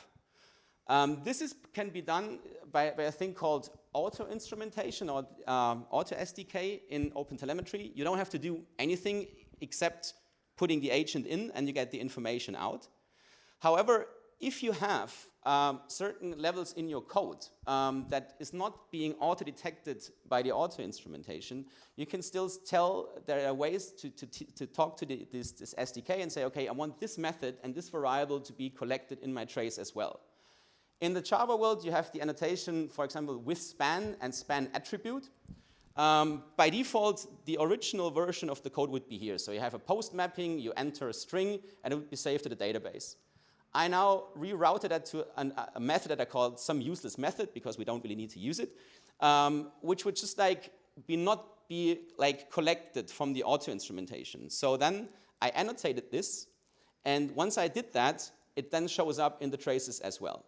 So this might come useful if you have an error which just like shows up sometimes and you don't know why it's happening, and then you can basically figure out and say, okay, this is the variable setting of that execution call that has caused the problem, and then isolate it further down. Yeah, I'm saying make a break soon. We're going to make a break soon, 3 minutes. So yeah.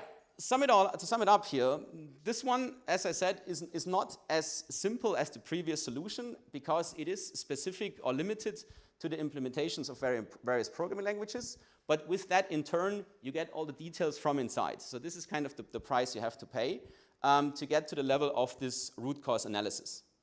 Now, yeah, to sum things up, I hope we were able to give you a bit of like a categorization of where the various tools are falling into, what kind of level of information you can expect by paying how much of interaction with your cluster and your containers. Of course, this is the final thing I want to say. We don't know all of the solutions by heart in that landscape. So before I open the round for question, I also have a question for you, and that's like, from your experience, did we forget anything significant we should highlight here? Is there some, I mean, these are the ones that we are familiar with from projects, from our own experience, but of course it's hard to know them all. And with that, I think this is again the link to the 3-hour version of this talk. Will do the same stuff, but have all the live demos and setup and configuration included, so you have a lot of time. Feel free to watch it.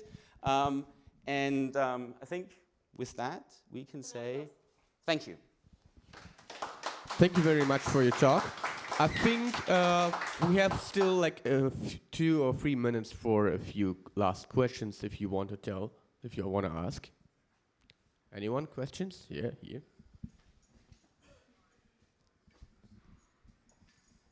One of the interesting projects I think that could be useful in auto-instrumenting code without changing it would be the continuous profiling stuff. Yeah. I'm curious, like, have you looked into that stuff at all, or? So but basically injects the OpenTelemetry code into running applications. More that it takes like a core file from what's actually happening, or or continuously profiles the application using like kernel performance, and kind of looks at the way that the application is operating against the Linux kernel and the resources that it's using. So it can actually understand like where a particular function, like where in your code a particular function is taking a long time, like what you're actually doing for those sorts of things. The companies that are in this space are things like Polar Signals and. Okay. Does it work across all kind of languages? It does, and it's actually even getting more and more interesting because like Polar Signals, for example, is now able to like do a lot more discovery of functionality, like automatically discovering particular functions in Python programs, for example, like without any instrumentation in the code itself, which is wild to me, but like okay, it's a really interesting new space. Yeah. Next iteration of the talk, we're going to have it. Thanks. Well, are there any questions too, or any questions? And a break. Okay. All right. Thanks. Thank you very much. So we will keep on having observability-related talks from 11:30. That's a little bit less than 20 minutes. So grab a coffee, and we'll see you soon.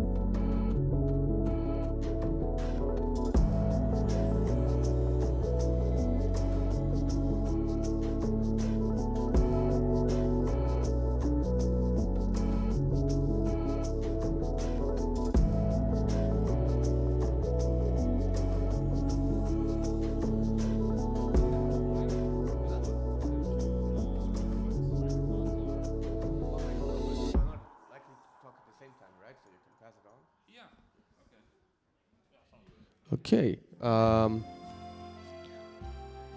After a break from our last observability talk, we now have another observability talk by Yuri and Urazi. And I hope I pronounced your name right. Yes. So welcome and enjoy building resilient observability pipelines.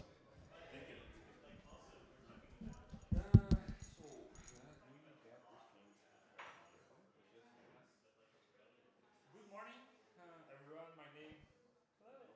My name is Yuri, and I work at Red Hat at the operator enablement team. Yeah, I'm basically handling Kubernetes operator on a daily basis. So, thank you. But do you need microphone or it's for the recording? Okay, so let me repeat myself. So good morning everyone. My name is Yuri. I work at Red Hat. Yeah, I'm handling Kubernetes operating on a daily basis. And my friend here. And I'm Jurasi. I'm a software engineer at Grafana Labs, and I work with the OpenTelemetry collector. Oh yeah, thank you. And today, I'd like to invite you all to embark on a journey to understand how can we build a resilient observability pipeline. Using the OpenTelemetry collector. We're going to cover in that journey some concepts like data persistence, scalability, instrumentation, high availability, and all of that, it's important in the end to detect our failures. To start that talk properly, let's understand what is exactly resilience in observability. I'd like to paraphrase a colleague in that sense that wrote, is the ability of an application to resist or recover from certain types of faults or load spikes and remain functional from the customer perspective. And now, let's understand how the OpenTelemetry collector can help us, or not us, but our applications, to recover from certain type of faults. Yeah, so what exactly is then a resiliency in the context of OpenTelemetry collector? And what is a pipeline when it comes to OpenTelemetry collector? So a pipeline can be either a configuration of a collector itself or a composition of OpenTelemetry collectors. So we can chain collectors together and get a deployment, and we can call that chain of collectors as an observability pipeline. Now, an OpenTelemetry collector pipeline, the simplest way, is just a configuration file like the ones that we are seeing here. So it's just a collection of receivers, processors, and exporters tied all together into what we call a pipeline in the configuration file. Now, what it means in practice is we have an application that is generating telemetry data, and that application sends data to a collector somewhere. That collector do some processing on that data and send data out to a backend. It can be a logs backend, it can be a metrics backend, or perhaps a tracing backend. Now, what happens when the collector is dead, when it dies, or when the connection between collectors and backends, they are not there anymore? So what happens when there is no telemetry data being sent to the backends? Now, in some situations, it might be fine to not have resiliency, to have data to not be sent. And tomorrow at the Observability Day, we're going to cover one of those topics. So for one company, it's fine for them not to have a resiliency or a HA or highly available collector deployment. Because the collector can restart very quickly, so they can afford to lose some data for some time. But for most people, it's not actually fine. And if it's not fine for you as well, then that's what we're going to cover in the next few slides as well. Yeah, thank you, Jurasi, for mentioning that, because for some people in some environments, it's not fine to lose a OpenTelemetry collector in in the middle of an outage. And let's understand what is the path, right? Most of you may know the configuration or how a OpenTelemetry collector configuration looks like. With the receivers, processors, exporters, and scaling. And if we cover all the topic and we are going to dig into that configuration in order to achieve the resilience, because most of you already configured it like receivers, to receive the telemetry data, like logs, metrics, and traces, and processing that, and transmit it to the backend. But how can we turn it out resilient? Now, when we start to think about resiliency in terms of receivers, the Big Bang was not the beginning, right? So the receivers are the beginning of the journey of the telemetry data. So we start getting data within our pipeline as part of receivers. Now, there are so many things that you can do with receivers to ensure that you have a resilient receiving side of your pipeline. And most of them are related to the resiliency of the connection itself. Right, so you should ensure that you can still receive data, even if the remaining of your pipeline might be problematic. Now, when it comes to the networking between your receiver and your client, what you can do is you can do things like setting a maximum connection idle time for the connection, so that the connections are broken after some time, forcing the clients to build a new connection to the server, to the receivers.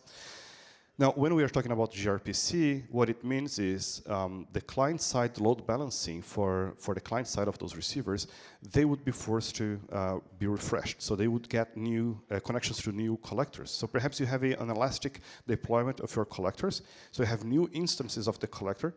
And those instances, if we're using gRPC, they're going to be idle for some time. So they're not going to get new connections until clients break their current connections and try to make new connections. Right, so we get better client-side load balancing when we force connections to be renewed, when we force closed connections. Now, this is just one example of the type of resiliency configuration that we can apply to receivers. And within the OpenTelemetry collector, most of the receivers that are passive or receiving data, they follow some common patterns, like the config gRPC and config HTTP. So I guess the point here is take a look at the configuration options that you have to tweak your receivers' configurations when it comes to networking.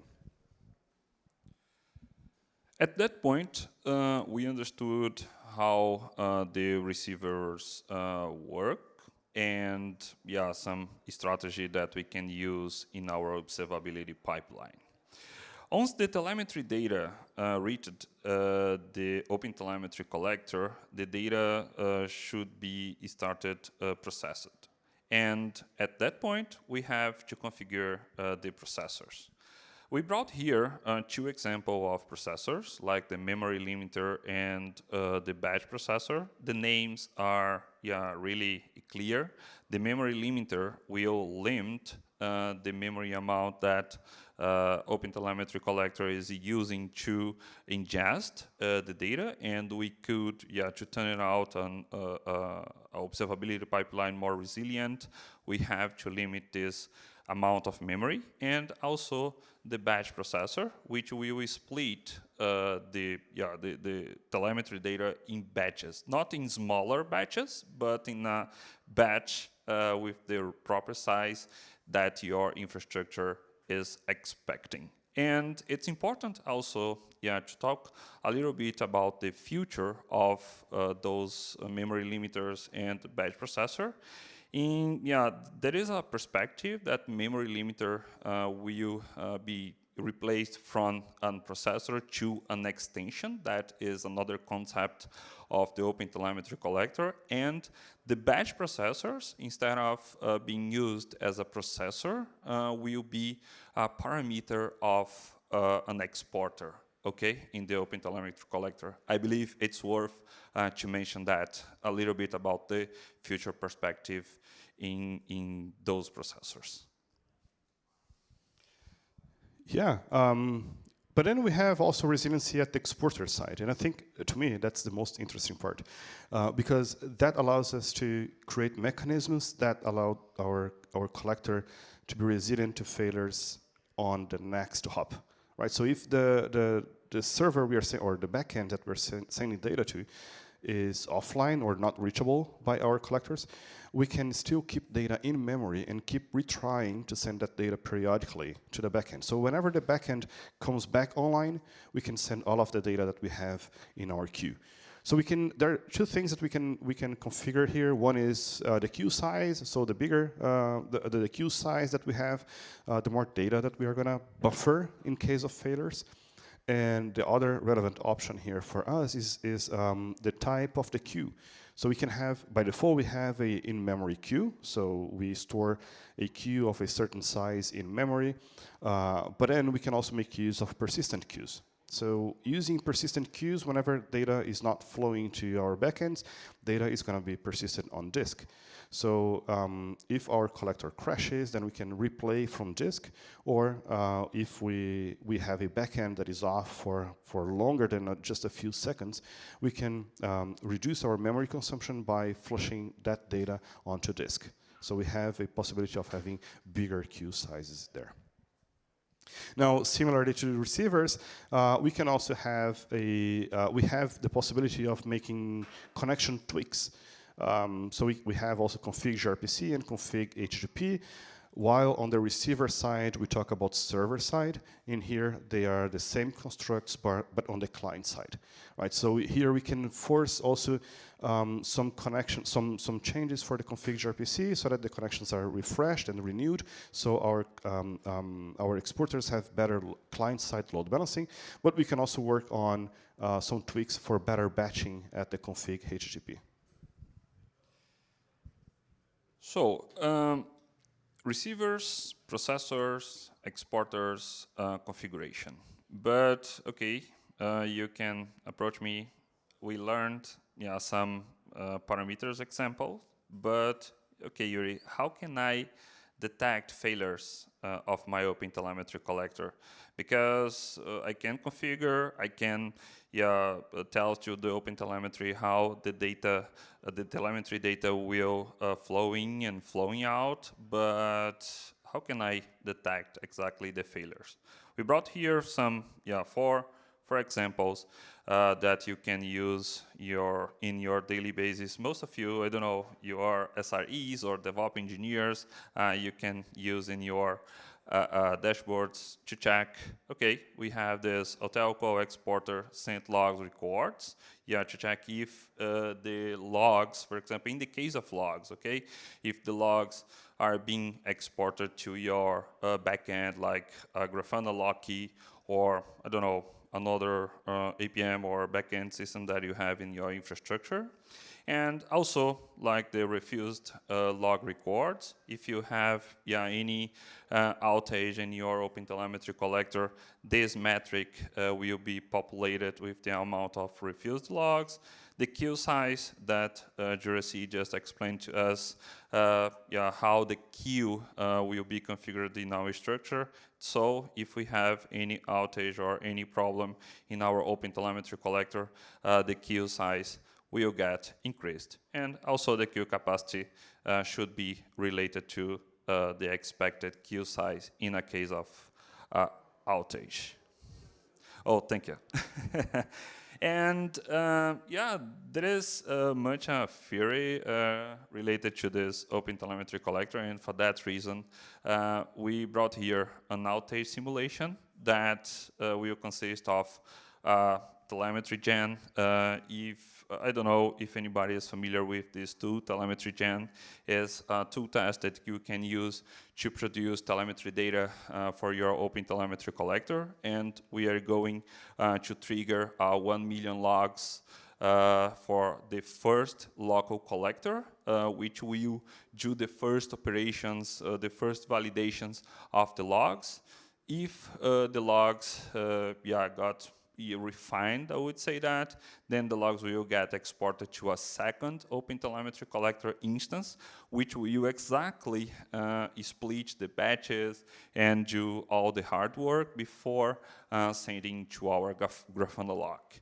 And to demonstrate that the metrics work, and then we're gonna simulate a crash that consists of removing completely the collector number 2, the collector backend, and we are going to see if we have a failure detected or not, and putting back, in the end, putting back the OpenTelemetry collector backend in operation. So, demo time, because it's too good to be true. Yeah, wish me luck. Just a second.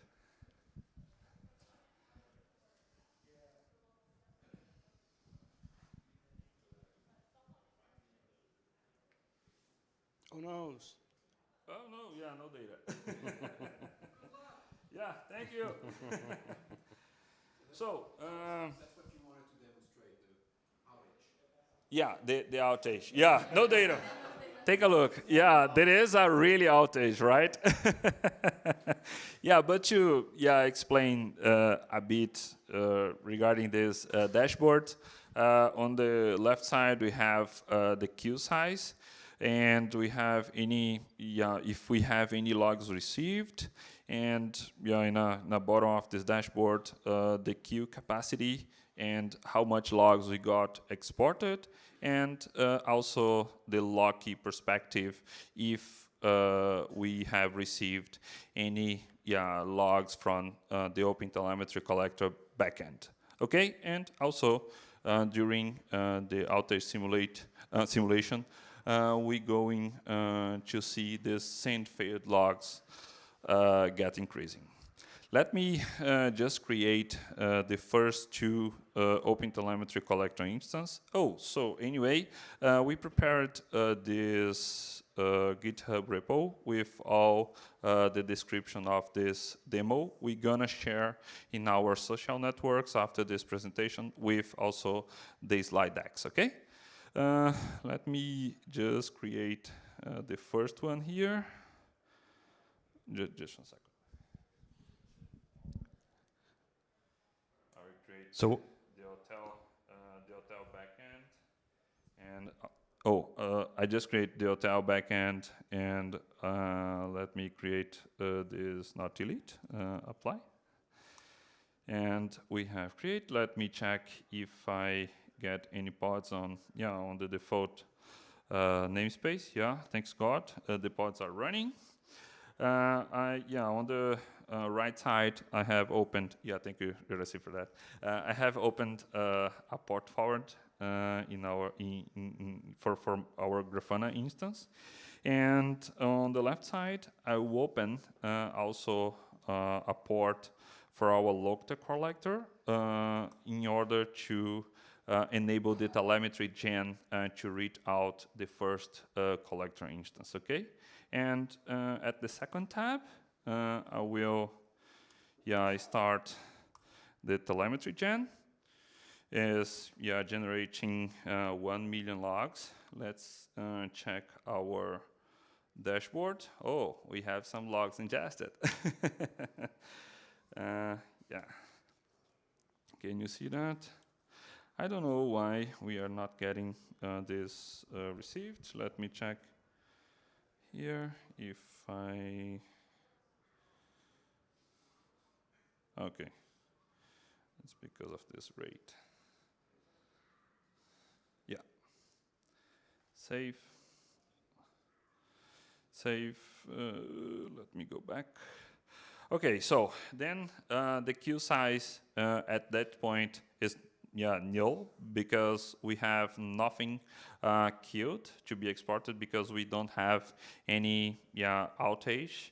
And the queue capacity we configured to 600,000, and we are receiving logs in the OpenTelemetry collector backends, and at the very right side, Loki is getting new logs every second.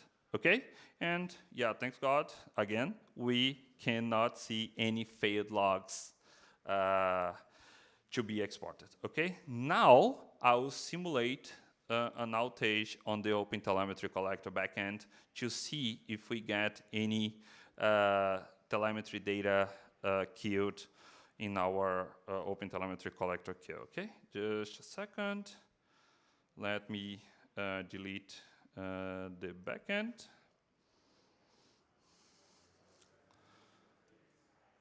Let's see if it works. That's the outage. So far has been only setting up the scenario. Yeah, let me check if the pod is gone. Let's see. Oh my God, it's not working. And I'm refreshing. Yeah, the queue is not getting increased. It is. Yeah, it works. So, yeah, as you can see, we have some data queued, okay? Yeah, it's getting increased. And can I make a comment here? Yeah. So we can see that the exported, so the number 61,420 on the second row, second column, matches exactly the number that we have on the Loki side. So it proves that we exported 61K logs, and Loki received 61K logs, but we keep receiving data. So our received is still increasing. So we are receiving data. We are just not able to export this data out. And the queue size is also increasing, showing that data is being piled up in memory or on disk until either we get a full queue. Our queue size here is 600,000, I think. And then eventually, anyway, so what happens now? Yeah, what happens now is, someone from the infra or someone from the SR team act to put back the OpenTelemetry collector backend to the normal operation. And let's simulate that. Let's recreate our OpenTelemetry collector backend.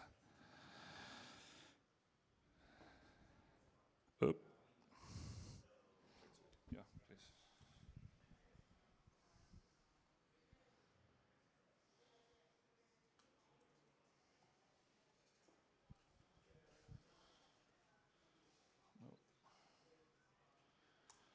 And now we got the OpenTelemetry collector backend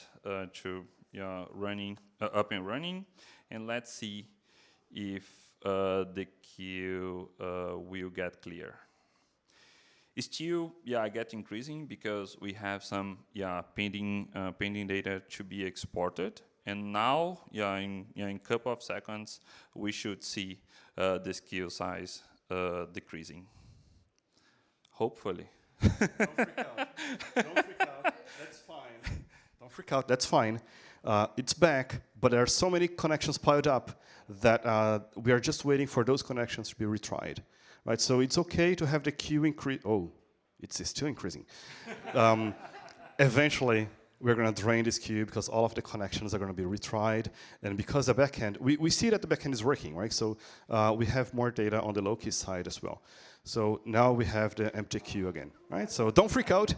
It takes a while for things to settle back and to be normal again. Oh yeah, thank you. And let me just stop our telemetry gen because our sorry.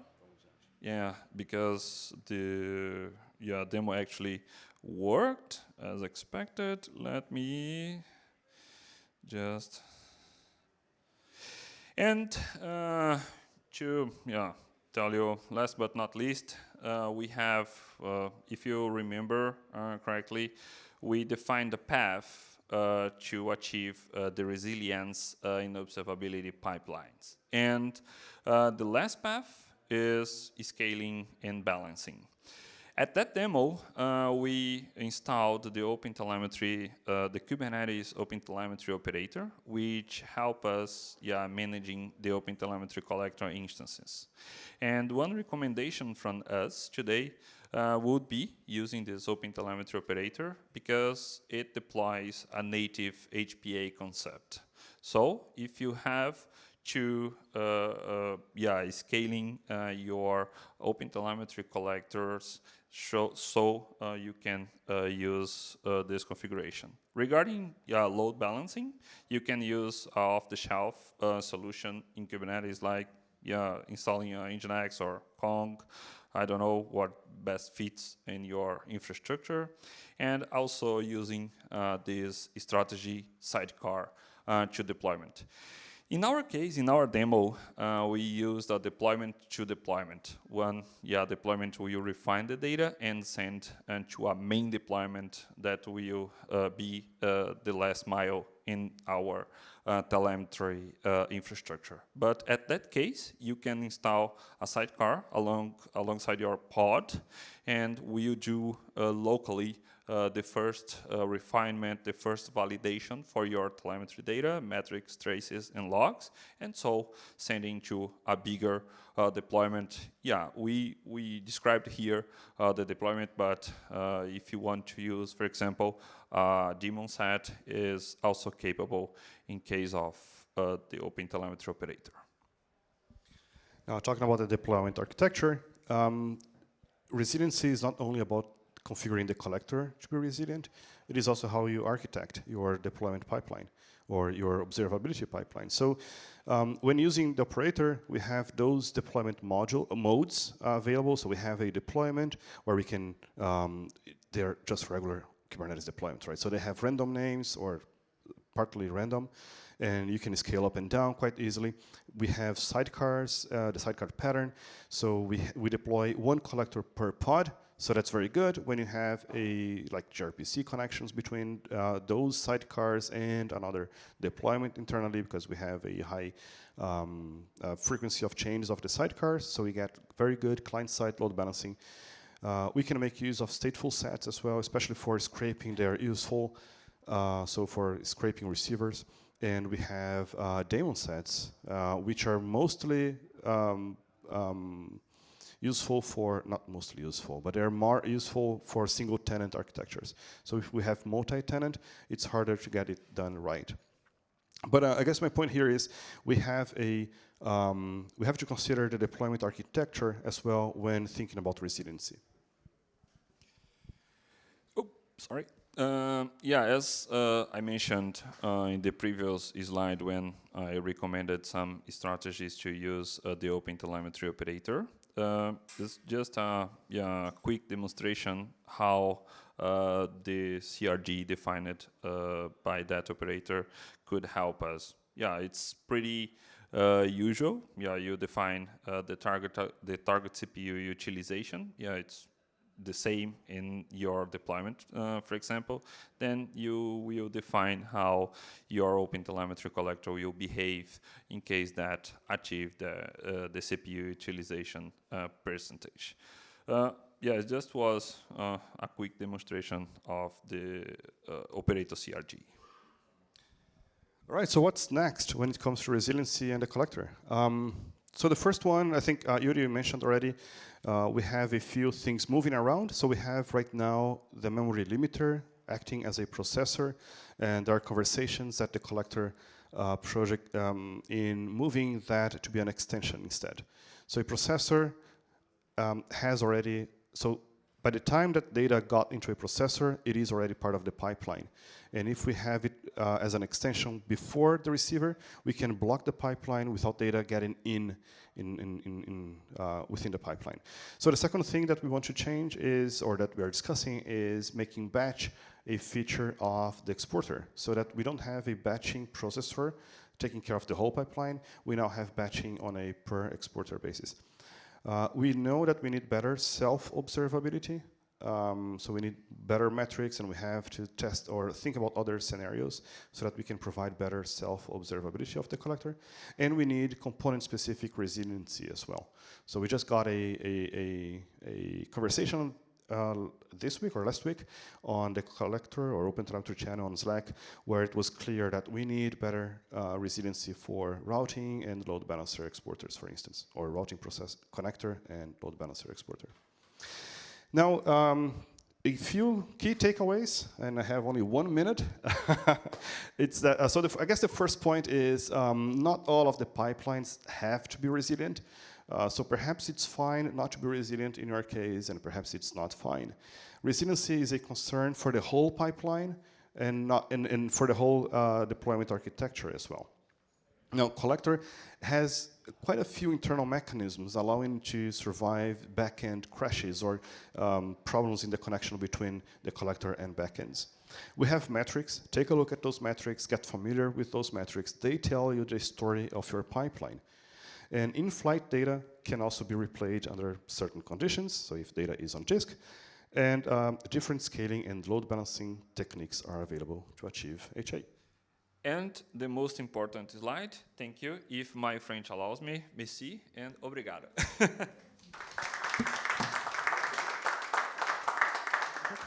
Yeah, thank you very much for your talk. So unfortunately, we do not have too much time for questions, but I think one question would be maybe possible before giving the space for the next speaker. So if there's one short question, yeah. Okay, thank you for the talk, by the way. I have the use case where I need to send data to two exporters. Is it possible in OpenTelemetry collector? If yes, how do you survive the outage of a single backend? What do you do for this? And if it's not possible, why so? And how do I need to live with this?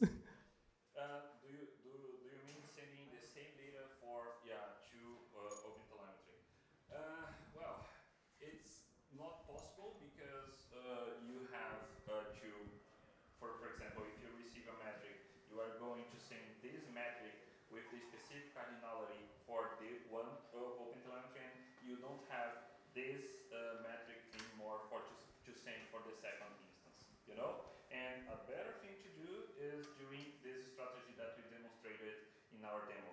You send the data for the first collector, and in case you have an outage after this first OpenTelemetry collector, you're going to store locally in a queue, you know? Do you want to complement? Yeah, I mean, if you have one data coming into your receiver and that is splitting into two exporters, and one of them is failing, what you can do is, right now, batching is batch processor, so it's before the exporters. So that's one use case that we want to fix for the future. But what you can do right now is you can send data to another pipeline via connectors, for instance. So you can use the forward connector, and on one, yeah, so that's one way of doing that today, right? So you have two pipelines, one for each exporter, and then you use forward connectors to send data. So each pipeline can be resilient on its own. Okay, thank you. So if there are any more questions for those two guys, you feel free to reach out to them, either here, but I'm thinking we're not like going home right now, so you can just like find those guys and ask a few questions, because now we have to switch to the next topic. And thank you very much for your presentation. So, and if you are curious how an IDE should be set up for ops, now we will have pretty much upcoming in 2 minutes the next talk.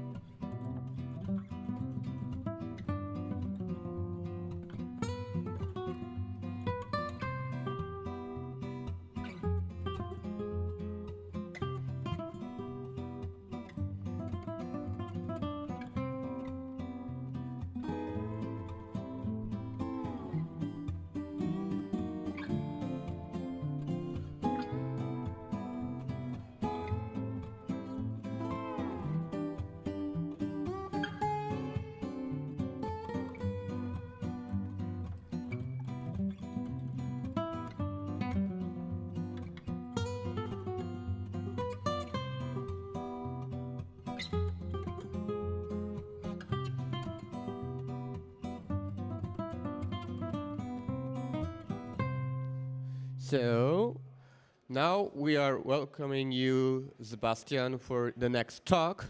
Feel free to start. Hey, hi, my name is Sebastian Tietke. Welcome. If you want to have a seat, I stall a little bit. Yeah, I'm Sebastian. I'm the CTO and co-founder of Stateful. And we happen to make an open source project called RunMe, which is fairly new. I've been sort of like in software and cloud and operations for 20 plus years. And yeah, let's get started. Cool. So I have a confession to make. I talked to all of you math teachers. I thought it wasn't enough to go to a conference before a conference. So I had another conference with your math teachers before the conference. And they all said the same thing. They basically said that you guys were great about finding the solution, but you didn't always write down the steps how you got there. And while that's great, it doesn't demonstrate that you knew how to get there, but more applicably, it didn't document it for others, right? So it's a little joke, but it's also applicable because this is about documentation. And what I want to prove to you is that a IDE for operators, you could ditch the D, needs to be central to your documentation, or integral, I should say. We do the same thing in tech, right? We're very good about like producing solutions. We take pride in it. We love doing it, and we ship them, right? We push them out. We move on to the next project, right? Sometimes we're better about writing some docs and leaving a trail. Other times we are not, right? But at the end of the day, things haven't changed all that much. The one thing that's very different is math and physics don't change as much as technology does, right? And I don't need to quantify the order of magnitude, I don't know how fast math changes, but it's very slow. But tech is like, it's uncoordinated.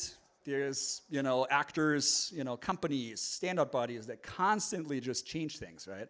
So I guess what I'm trying to get at is that the how you get to a solution actually changes pretty frequently, right? So when you look at documentation, what tends to age actually pretty well, or when it changes, it's almost obvious, is the what, right? Maybe the why, right? But those two things are less susceptible to bit rot than the how, right? Because it's not like everything is like a car where you have an automatic transmission. You just know to put it in D and it will drive, right? Or you put an R and it will, it's like almost like a declarative interface to it, right? Instructions, the how is oftentimes, here's the steps you take, log into your AWS console, here are a bunch of screenshots, right? And good luck, those screenshots are probably gonna be different next week, right? So my point is like, it's also not as easy, right? So, but I'm here to like make a case that, docs should be integral to these integrated environments for operators, right? If you ditch the D here in the IDE. I know I'm kind of like almost made a case against it, right? Just talking to you guys here. But I do want to show you that it's actually possible, right? And Kubernetes to the rescue. No, kidding. Notebooks to the rescue. I do think Kubernetes is great. The one thing I will say is like, there's a bit of a halo around Kubernetes, and I think it kind of made us so that we're not innovating as much as I would like to on the side of things that interface with humans, right? Your terminal, your browser, your editor, right? I'm not saying IDEs don't progress, but I think, we've been like overly focused on sticking more stuff into an API that runs on the other side, right? And this, I'm not trying to say this is a zero-sum game, right? That's my whole point. It's like, I think we can do both, right? So Kubernetes is great, but this is about notebooks. So for, some of you, and it's interesting that I have a screenshot and you guys don't, but imagine there would be a Jupyter notebook here. It's really weird because it's definitely on my screen. Sorry? Magician, this guy figured it out. So there's a notebook here, and notebooks are essentially like a very good example of like how this sort of math way of demonstrating not just that you know how, but sharing with others and breaking it down into incremental steps. Some of which you actually at the time of running don't even have to comprehend, right? It's kind of like the superpower, but then when you want to, you need to, you can, right? And I think those are two good properties to have, right? So, like, I'm not trying to make a case for Jupyter Notebooks, but I think it's demonstrated really well how powerful this could be, right? This is great for data scientists, great for any form of analytics. It's great for ML. but it's not necessarily built for the cloud, right, and cloud native and operations. So what we've done with RunMe is we said, like, look, if we could do what Jupyter did for ML and data science and just run our docs that interface with the cloud, wouldn't that be great, right? And by the way, I'm just putting this in here to be very clear. I know we have pipelines, right? But pipelines are not interactive, right? And I'm sure we've all tried to do that, and it kind of works, but it doesn't work great, right? Because it's not made for humans, it's made for machines, right? And I'm not trying to make the case against pipelines. I think these approaches can be complementary, right? Because you can run your notebook in a pipeline, turns out. So just a quick rundown of RunMe, and I'm going to demo a lot of stuff that is related to how we're using open technology. So I'm not going to try to spend a ton of time on this. But essentially, you can imagine, if you know Jupyter, that RunMe is a notebook implementation with a notebook kernel, but the kernel is not Python. It's Bash. But it's also like a cloud-native flavor of Bash. So it is fully Bash compatible, but it can do more, right? And what that means, I'm going to show in a moment. And as I said, it runs in CI. It brings all these concepts, or all these tools that you use, like a terminal, an editor, and all that into one place, right? Best of all, it kind of gets you to a point where you can create kind of like micro control planes around a narrow description of a project, right? So your documentation doesn't have to go over to the walled garden of the AWS console and find the thing that you need to look for, right? It kind of brings it into the documentation. So let's actually hop over to the demo. Adam, if you could help me.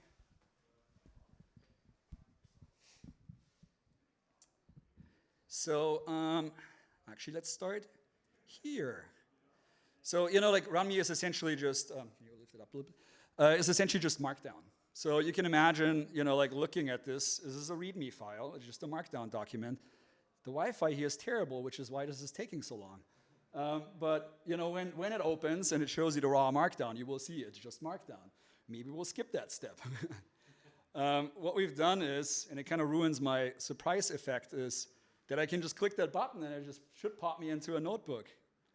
Let's wait 1 second. Come on. I already killed most of the parts that were somewhat online because of the Wi-Fi. Okay, well, I'll flip over and start it anyways. So if I hit the button, it usually pops it open, but it has to make an API call, it hits a remote URL to resolve a local URI. But my point is, this is literally Markdown, and I can show it in here because it's not online, right? So on the right side, you see basically what you know, Markdown. I can even render it in a preview, right? Same thing, nothing is different, right? It reads Markdown and it renders Markdown. But what RunMe will do is it actually makes it available as a notebook so I can run my steps, right? And it's a good way to escape Confluence and put your documentation back into your repo so it sits next to your infrastructure as code or your Ansible playbooks or even your services for that matter, right? This is not something that is specifically meant for operators.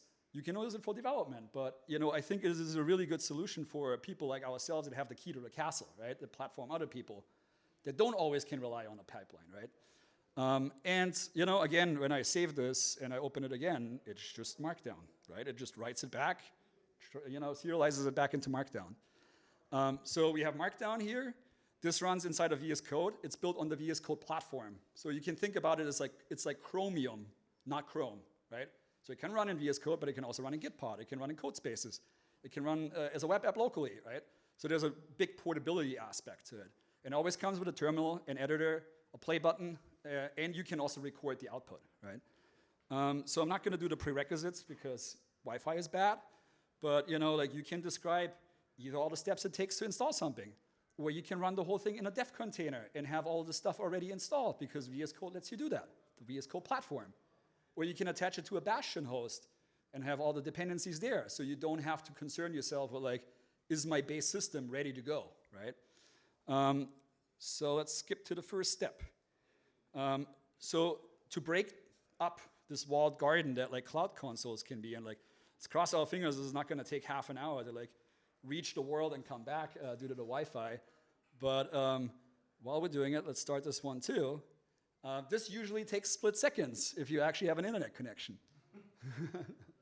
But what essentially will happen, and it hopefully happens in a couple of seconds, is that you will actually get a list of your clusters with all the metadata like you would in the GCP console, right?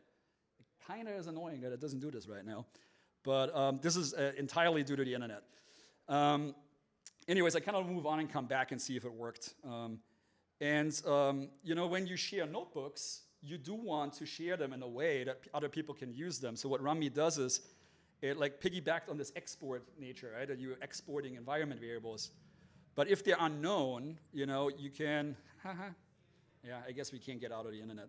But I'm happy to show you guys if you want to see it, right? And it's really cool, unfortunately. So this prompting based on exported variables kind of works in a way that like you can either make it a prompt, like I do here, enter your project ID, or you can make it a default value. So you can just confirm it, right? And a project ID happens to be RunMe CI. And then, this is a default value here, so I can change it. And I could scroll up to my cluster listing if it was there, if we had internet. But, I just confirm it, right? And hopefully this will not fail, but it probably will. So we'll just move on. This is entirely because the internet is not working, right? So this command here, the gcloud command, will just get you a kube context, right? And then I could go on and deploy an app in the cluster and show you guys how to like tail the pods at the same time, all within the notebook here, right? But the sad part is the internet doesn't work, so I can't. But we're going to continue through it anyways. So all of this, both the terminal inside of it, as well as these cloud resources that you can inline, right? You can do it on the cluster level, you can do it on the VM level. It's like it's basically just a renderer on top of the API, right?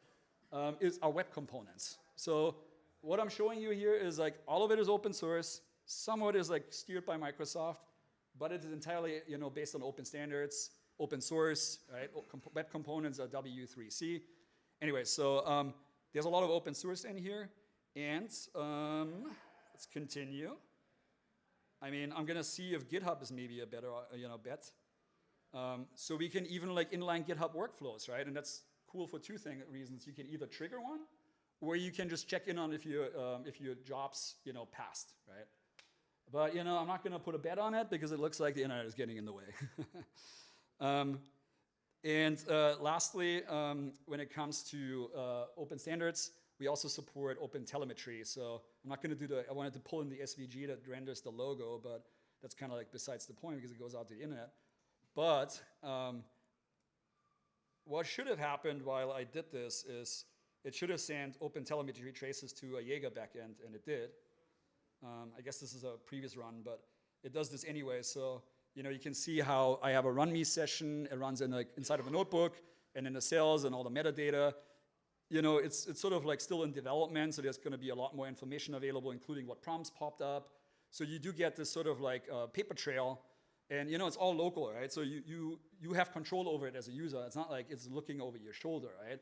If you run a cell and somebody says, well, we configured it to send it off to the security team, it's not like somebody is just tapping into your terminal, right? It's very explicit, right? And obviously it's like stuff that you can use, you don't have to, right? I'm not going to show the dev container because I'm also worried that it's going to try to pull something down from the internet. But you could literally, on my machine here, I could run this whole notebook inside of a container and have all of my prerequisites installed. And then that image I could give to anybody here, right? Or I could use our existing supply chain security and only use images that went through the vetting process, right? So it really kind of like just layers into all these existing technologies, right? Cool, hopping over here. Sorry about the internet, but that's not something I can control. So in a lot of ways, like my sort of thesis is like, if you run your documentation, it will not fall behind, right? If you make it like the front and center of like how you share knowledge, how you platform others, right? I mean, obviously, if you can platform people with a pipeline, please do, right? I'm not arguing against that. But I know that like, if you have people on call, on PagerDuty, runbooks, right? There's like a lot of handy-dandy stuff you can do just to gather information and, like benefit from retrospectives on outages, right? But I need you again, though. But there's a little bit of an elephant in the room where the hardest thing about making these notebooks generic, yet personal enough that you can just run them is the good old configuration and secrets problem, right? And I know a lot of people are going to probably tell me we have Vault, we have Secret Manager, we have Cloud KMS, we have SOPs, yada, yada, yada. But my point is that's for machines. That's not for humans, right? I'm not saying that you can't store your secrets there, but it doesn't make it easier for humans to find them necessarily, right? And in a lot of ways, it seems like that there's sort of a dichotomy where you can either couple your scripts, your documentation to your personal environment, which I call the dot files, right, just as a label, or you can like couple it to your delivery infrastructure, right? You stick it into GitHub or GitLab or whatever you use. You can like manage your environments and all that. But at the end of the day, it's coupled to one or the other. You can't have both, right? So what that leaves you with, I don't know if you guys know this meme is like, being told like draw the 2 circles and draw the rest of the effing aisle, right? Which basically means go ahead, reverse engineer it, whatever side of the aisle you're on, right? And, amp example, working amp, yay, right? But going from one to the other is not as easy as putting the car in drive, right? So I did the thing that I said I would never do, and I looked at this and I was like, hey, why doesn't the environment have a type system? And I went even further, and then I decided to build one. So the idea here is that like everything should live inside of the repo. Why can't we have a bill of materials that defines what your environment should look like? Kind of like a CRD that then can be reconciled, right? But something that can run locally as well as on an SSH bastion host, but also inside of a pipeline, right? And I sort of like convinced myself that this is something that needs to exist. And I figured I have enough computer science jobs to figure out how to do string values, right? If I had nested objects, maybe I would have not tried it because I'm really not that good at computer science. So the idea really is to like have this triangle relationship, right? You have a set of environments, can be for humans, can be ephemeral, can be permanent. And obviously you have, even if you have just 2 keys, and one of them might be sensitive, the other one might just be a variable, right? You already have that problem, right? It's like kind of like, once you have another teammate, you have to share knowledge, right? It's like, unless you do it all yourself, you're basically exposed to the problem, right? And, I feel very strongly that documentation should be in your repo, code should be in your repo. Why can't we have a specification of the environment? So, yeah, I went ahead and did it. I had this in my head probably for 2 years, and then, since I had this talk, I had an excuse to actually build it, sort of. And, I called it Project Owl because, remember, the owl. Also, the owl is a very wise animal, turns out. So the idea here really was, build a way how we can specify, validate, and resolve, right? But the resolution here is flexible, right? So we get to that. Environments, so that we can make them verifiably correct, right? And like, the things that I kind of looked at is like, I liked what the SSH agent did for keys, and like how you have APIs that make it easy to stick stuff inside of it, but you can't actually really read it out, but you know it's there, and you can kind of check that it's correct. And I like the relationship that TypeScript has with JavaScript, even though you could argue, why is TypeScript not just JavaScript, right? But, like, the type system shouldn't be, you have to adopt it all, right? It should be progressive, right? You can have as much as you need, because the environment usually is like, you have 100 environment variables, but 5 or 6 of them are actually really the difficult ones, right? And then, like, so to kind of get closer to this idea of that you can just single sign on to every environment, right? And like, whether it's, like a personal one, whether it's a machine environment, whether it's a ephemeral one, you should just be able to use your identity or any other contextual information, what machine you're running on, and that's sort of the resolution aspect. So looking at this, real quickly, I kind of like need to make sure that I'm not running out of time. I looked at what are we already using, right? And it turns out that like this examples file, the .env.example is pretty dominant, or like .sample, fill in your blank, right? So what I did, and this is really just a interface to it, it's like sort of a front end or facade, if you will. I kind of came up with like an annotation, way of just adding a comment, a type, which I call spec because everything is a type, kind, type everywhere. So I call it a spec, an environment spec fits really well.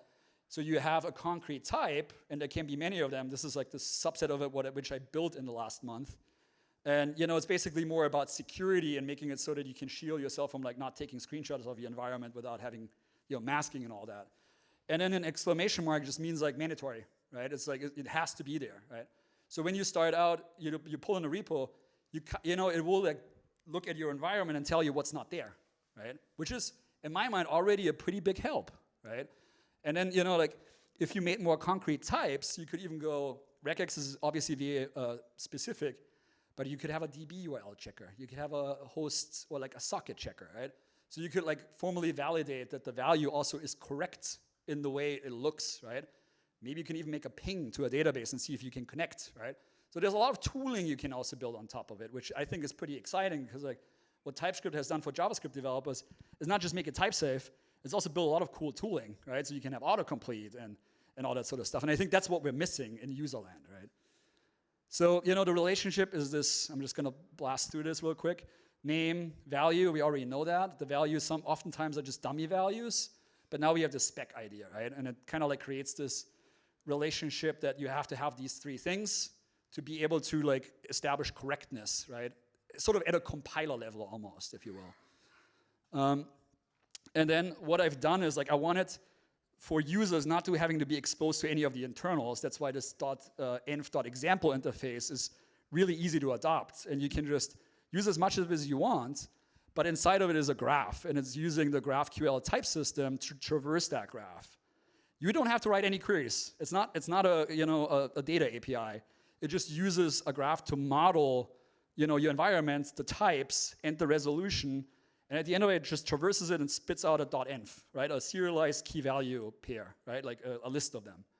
But the cool thing is that as you traverse the graph, you can use contextual information like authentication or OIDC credentials.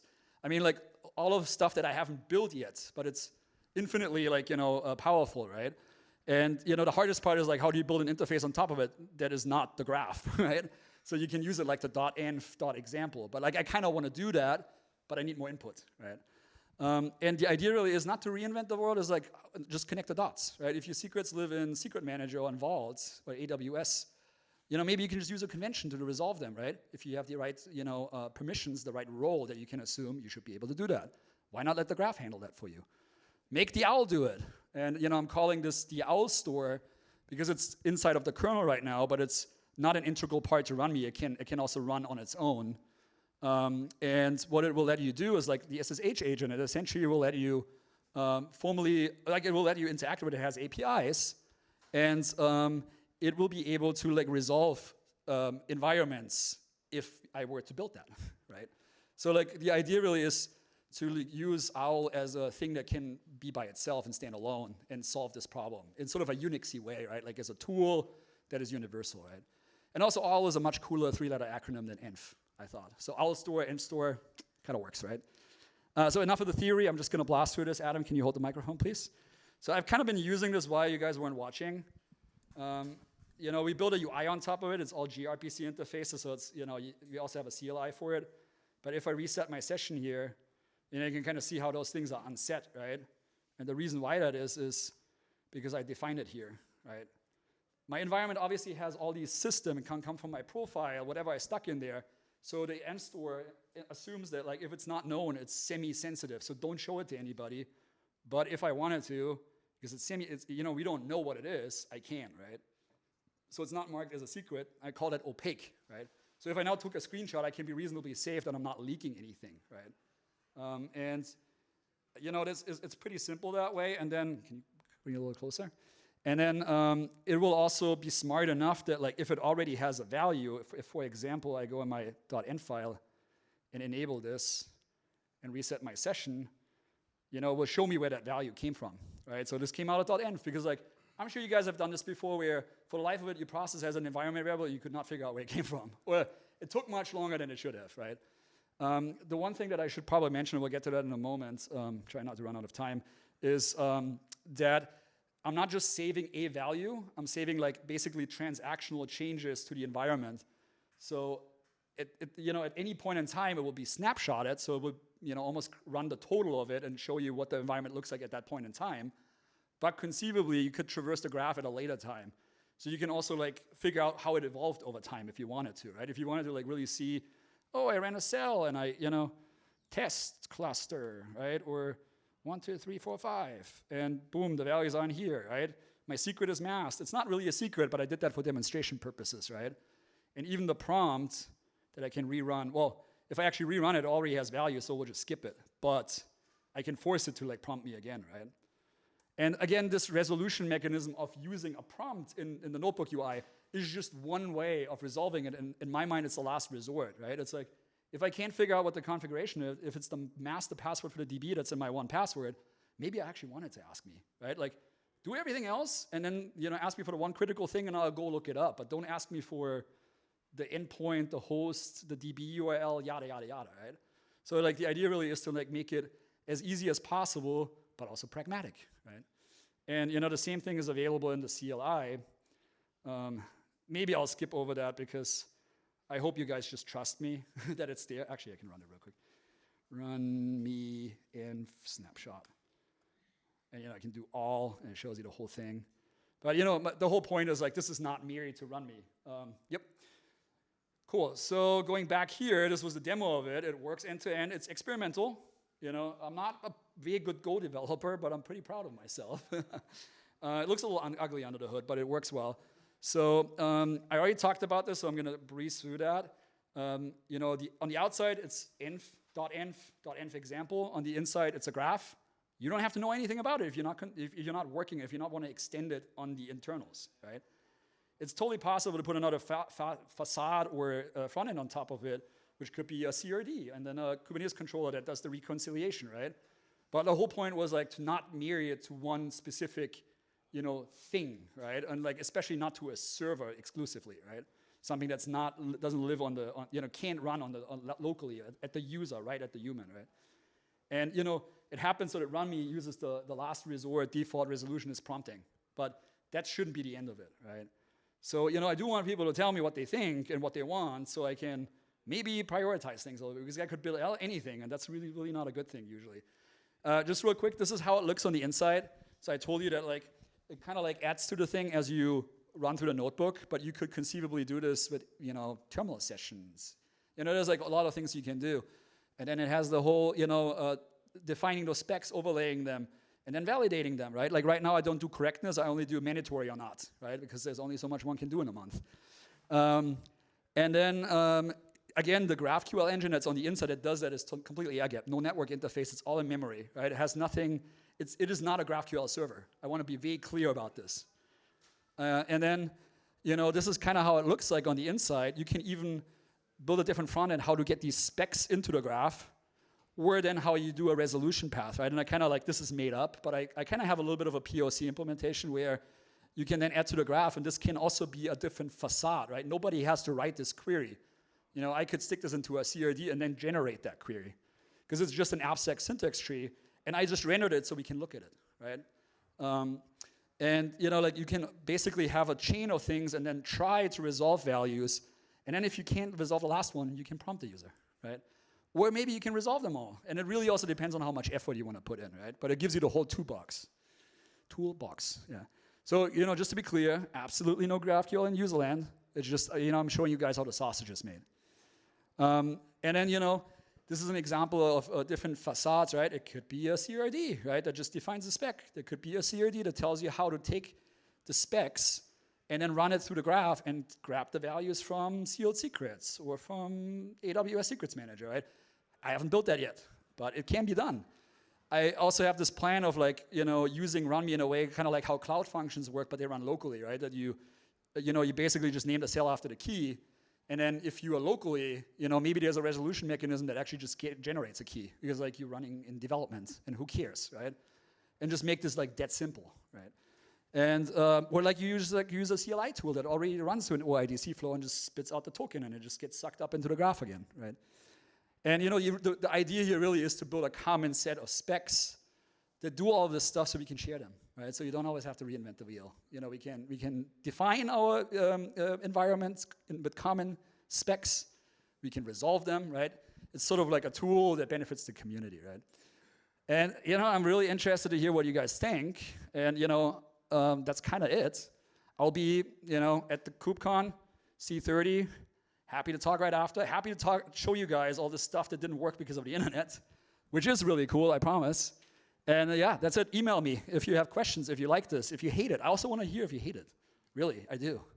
I'm not going to take it personal. But yeah, thank you. Merci. So, thank you very much, Sebastian. I think we have 1 minute left. Does someone of you have a question to the speaker? I did build a type system for the environment, so somebody has to have an opinion about this, please. Any questions? No? just sinking in still. So Okay. then you just left no questions? I know. So it's basically perfect is what that is.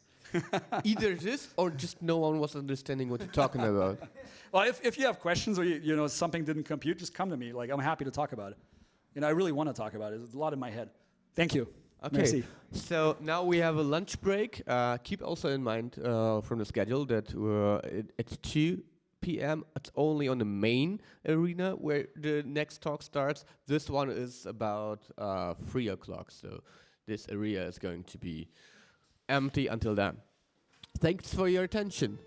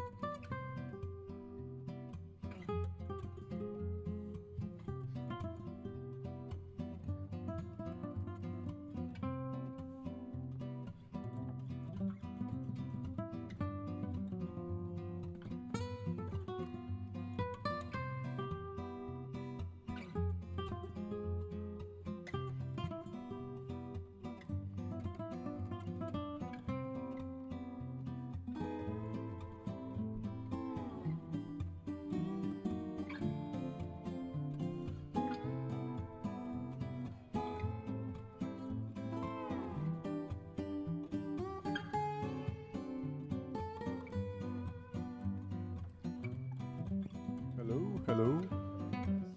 Is it working? Yeah, hi. All right. Hello, everyone. Welcome to our afternoon session in the VIP room.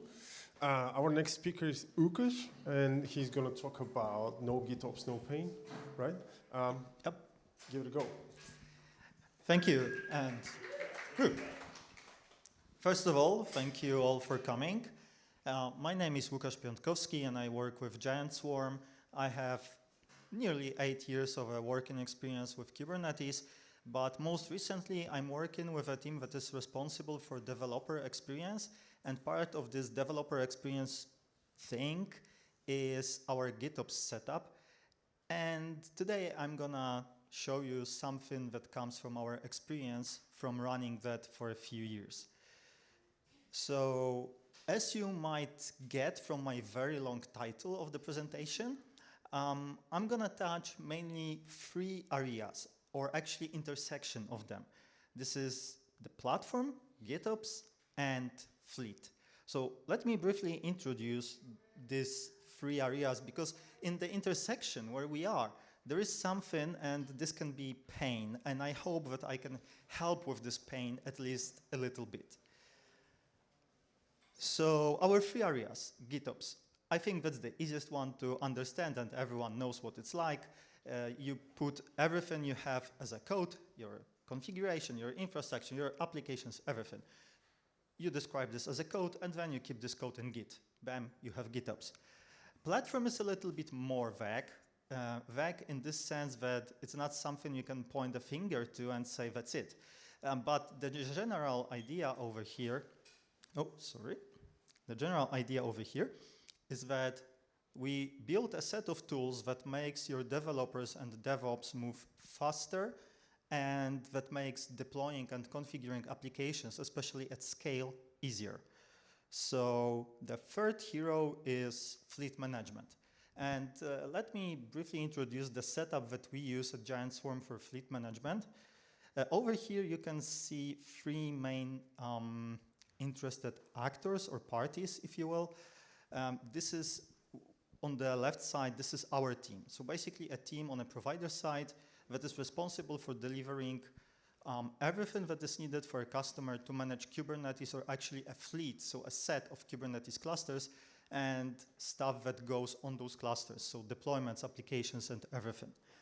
The other party is the platform team, already on the customer side. This is usually a group of people that really needs to be the glue between what is needed, what is internal, what is expected from a platform on the customer side, because every customer is different, and what developers from this specific customer need. And then we have dev teams. So the purpose of dev teams is basically to not be blocked, to move smoothly, to move fast, and be able to deploy stuff quickly. And to make it work, we isolate our customers strictly into environments that we call installations. And every installation consists of a single management cluster, so basically a cluster that is responsible for doing stuff to all the other clusters. So creating, upgrading, managing, deploying applications, everything. Your control point for what we call an installation. And then we want to drive all of that with a Git repository. And here you have it, a platform that is driven by Git, and you have a fleet, and everything is done. Thank you. Well, no, not really. The problem is that this is very oversimplified, especially on the left side. This Git repository component turns out to be pretty critical. I mean, there are problems. Obviously, Git is cool, right? Allows you to do all the stuff with code, text merging, and everything. But, well, Git has some drawbacks. And I don't even mean that. I mean, this can happen, right? And you have to keep it in mind, because it will, most probably. But, okay, that's not what I meant. What I meant is that if you want to drive everything with a GitOps setup, the structure of your Git repository is really critical. So you have to really focus about how to lay out your repository, how to structure your repositories to make everything work. And then still, even if you do it really, really well, everything evolves. With time, you will have to do some migrations. That way or another, there will be migrations. And that's going to be your second big pain point. And then there are some honorable mentions that maybe we will get to at the end, okay? Let me start with the most important thing, so repository layout. How do we deal with it? Like I said, I'm working with a team that is doing this for quite some time now, so how we approach it? No, not really. I mean, that's the original approach we wanted to take, but then someone said that we are professionals and we shouldn't, and you know, stuff like that, and expectations, right? So, okay, we decided to do it another way and started to figure out what are the general ideas about layout of a GitOps repository. And it turns out that there are three main ones. Using by directory, by branch, and by repository layouts. By directory, pretty simple. Single repository, single branch, you separate your environments, whatever environment means to you. This can be your dev, prod, and staging environment, or this can be US, East, West, Europe, Asia, whatever. Environments, right? Stuff that you need to have a slightly different configuration for. You put them into different directories. This is pretty simple. It's easy to do a consistent change that affects all the environments at the same time. What is bad is that it's really hard to set permissions because there are no per directory permissions, at least by default in Git. And it's also bad for separating tenants, because if you have multiple tenants and you need to strictly separate them, you can't really do that with this setup. By branch is quite similar. I mean, in here, we are creating a branch per environment. So for example, what you have in a dev branch goes to the dev environment. A very clean and easy way to see what is really deployed, for example, to a dev environment, because it's good enough to check out the dev branch and you're done. You have full visibility. But it shares similarities with the by directory layout because still permissions are a problem. And here there is a new problem that is doing a consistent change. If you need to apply the same change to all the environments, it suddenly turns out that you have to track the same patch across different branches, cherry pick it, and so on. It's easy to get lost. Totally doable on a technical level, but needs a lot of effort. So the final approach is by repository. It's good for permissions, because you can set different permissions for different repositories. It's good for isolation for the same reasons. It's bad for doing consistent changes, because if you need a change that goes to multiple environments, this means you have to go to every one of them, most probably. We will see a solution later, and do the change, right? So you basically repeat yourself over and over. So what's the choice that our team has taken and that we apply in production? The answer is everything. Why should we choose? We don't choose, we take it all. Right?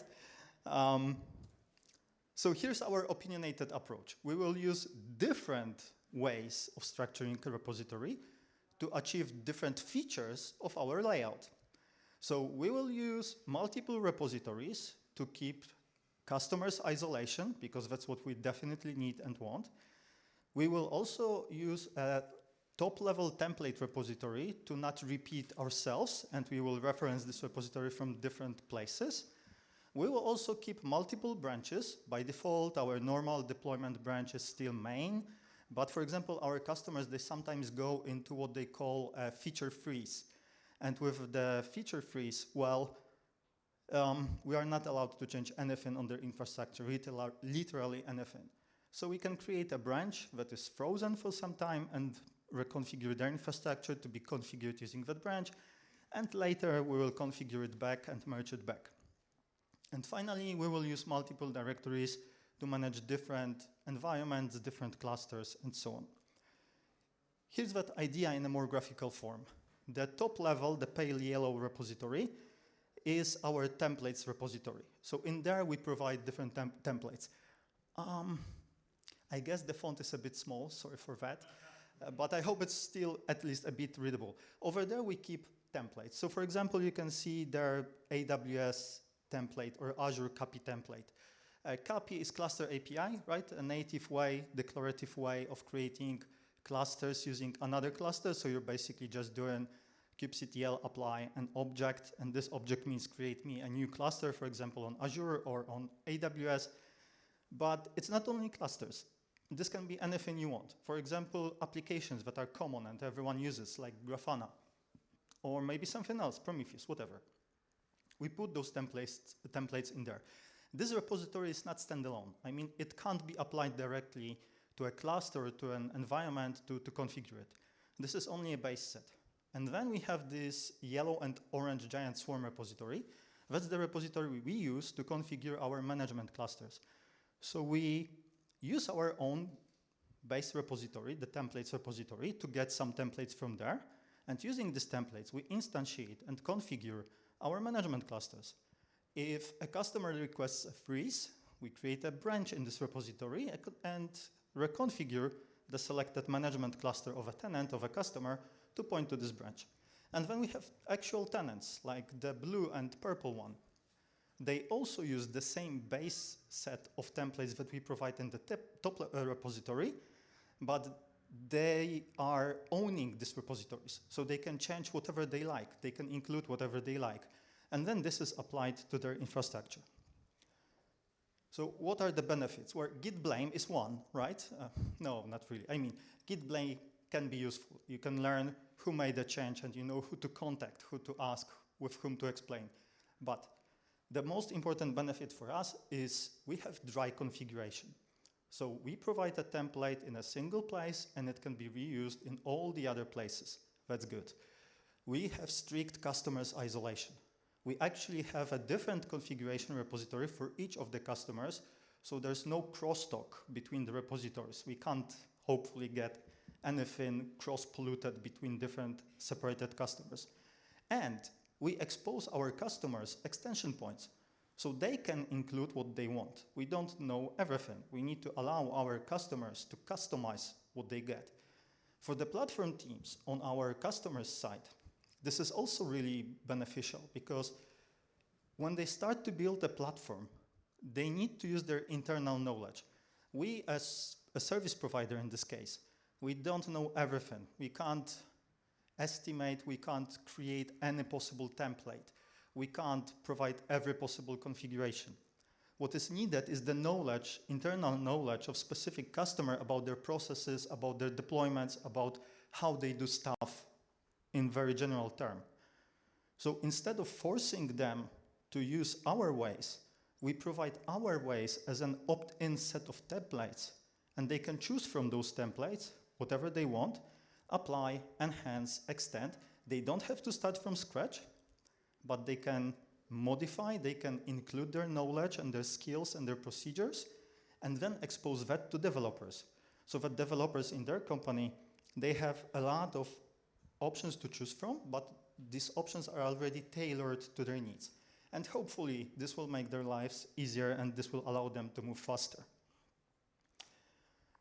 I won't be talking much about tools here because what I'm talking about is really pretty generic and doesn't really depend on the tool.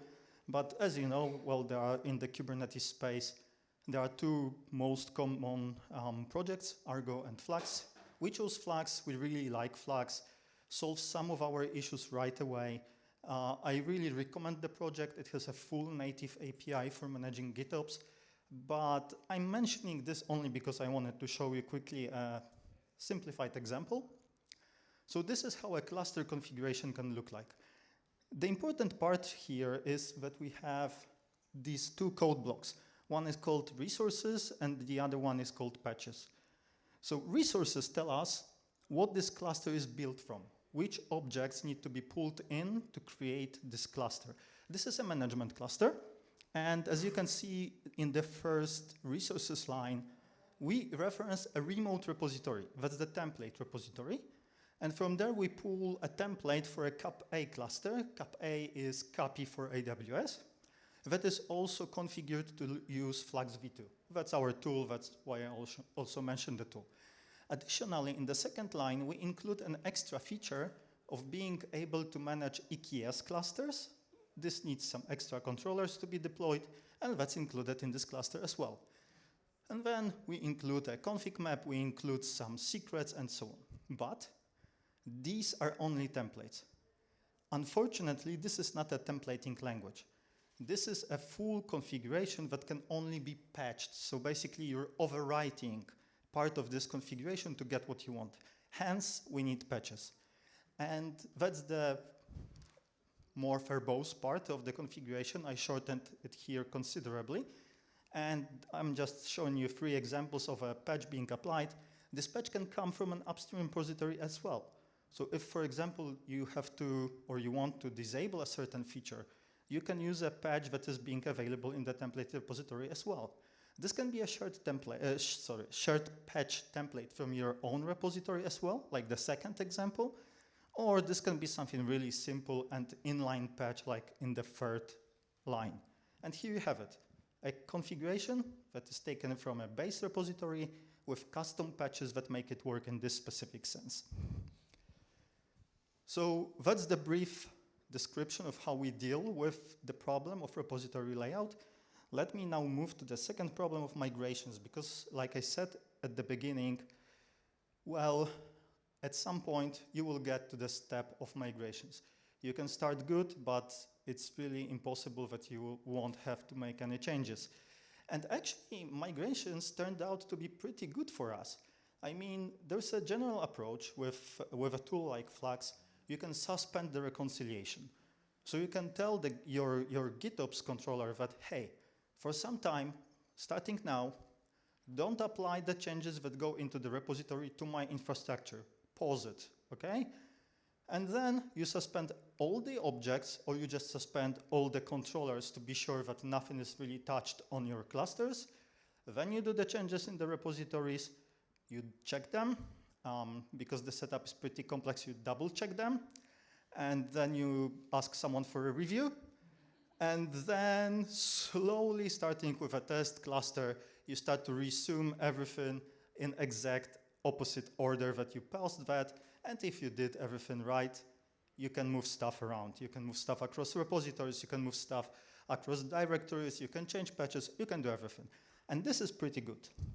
And to help you with that, we have one extra feature that is called pruning. Pruning is pretty nice. What it means is that if you label an object with a flag that says prune true, it means that if a file that created this object is gone from a GitHub repository, it has to be deleted on the cluster as well. So you have something, you have a file, this file creates, let's say, a deployment. You delete this file, deployment is gone from the cluster. You don't have to clean up anything manually. Life is easier. Example, over here. Commit number 1, we have this 3rd line. This includes a certain controller. Commit number 2, there's no line at the end, and it's gone from the cluster. You effectively uninstalled an operator or a controller, right? Wait. Oh, yeah. Someone dropped an A in refactoring. There's not much difference, right? Both extensions are valid, except that this file doesn't exist in the remote repository. And this means that all the objects that were described within this file, they don't exist now in the rendered template. This means that with prune set true, we've been there. And it works exactly the way you expect. That's our test cluster named Grizzly. I asked DALL-E to picture the situation that we were in. I think the picture is really accurate. That's exactly how Grizzly looked like at that moment. So we actually recommend, by our experience, to not use prune true by default, because this is a double-edged sword, and you can cut yourself with it. So our recommendation, no, set prune to false everywhere for migrations, and only deliberately turn it on when you're sure that you want pruning and you will be cleaning something up. Otherwise, it's easy to shoot yourself in your foot.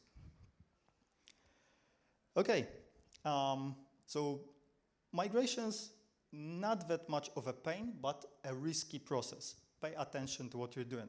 And now, like I said, some honorable mentions. I won't be going now into the details because, well, GitOps should simplify things and make everyone's life better and happier, and I'm talking about problems and more problems and dead grizzlies. Doesn't seem to match really, right? But yeah, well, by introducing a solution, you're also introducing some new problems to handle. So first problem, and we don't have a great solution for it yet, is about understanding the impact of your change. Like with this refactoring with prune turned on, no one was expecting this result, right? But it's also entirely possible that with this setup where you have remote repositories, everything connected in different directories and so on, you do a change on the top level repository and you will be scratching your head wondering what will be the actual impact on end clusters, on the end rendered configuration. We have some in-house tools to do that pool resources from different sources, merge them together and render and so on. Unfortunately, that's very custom and not usable to the wider ecosystem. And that's where I think we still need to work on improving general stuff, because I think this should be possible. This is very important that before you commit a change, you really understand the impact of this change, and you can preview this impact and not only think what you think that this impact does, this change does. Complexity can also build up quickly. I recommended a GitOps setup, a Git repository layout, but then you have patches. And on top of patches, you can have more patches. And on those patches, you can have more patches. And suddenly, after third layer of patch, no one can understand what the final result is without really rendering everything out and checking the output. Be careful, don't overdo it. And also don't overdo it performance-wise, because Flux that we use in our production setup is really great in terms of performance. But we've seen some customers that were expecting this to be a rapid recovery tool. This means that if someone deletes anything on the cluster, it will be recreated within 10 seconds. So set reconcile to 10 seconds. No, you can't set reconcile to 10 seconds if you had hundreds of big objects that have to be reconciled. You will kill your system. Okay, so summary. We are building platforms. Our main objective is to make developers and DevOps lives easier, and that's the important part. And GitOps is great, and it indeed solves problems. It makes your life easier. You have a single source of truth. You have the ability to customize, and it can be made elastic. It's all good. Just remember that it's not perfect. You introduce some solutions, you also introduce some problems. Think about those problems in advance. The sooner you do that, the less problems you will have later on the way. And also my recommendation is, whatever tool you choose, make sure that you really know this tool well. Because, for example, in our case, from Flux, we use almost everything Flux has. It's important to know what you can get from the tool before you start, building your own tools, your own shovel, right? And quick links if you're interested in more. The first one goes just straight to the Flux repository. The second one, we actually created as a company a public repository for our customers that want to opt into GitOps management, where they can go and learn and see and get a ready template structure that they can start with. It's a public repository. Go there if you want to learn more and see some examples. Also, I'm not sure if you noted that this top-level repository on my graph had an arrow and it said this can be public. So yeah, actually at Giant Swarm, our top-level templates repository is public. The repository that we use in production and apply everywhere. And that's the third link. You can go there and see how our config is structured and what we apply and how does it work. And finally, the last link is something that I'm preparing, still. And last commits this morning. But using the Oracle Cloud Infrastructure free tier, you can get a very reasonable, completely free, as in no money involved, Kubernetes cluster. And I have a setup that creates this cluster for you and also bootstraps full Flux management there and also deploys some extra tools. So if you want to practice, if you want to learn more, if you want to see how Flux works, you can go there, contribute. Really, contributions very, very welcome.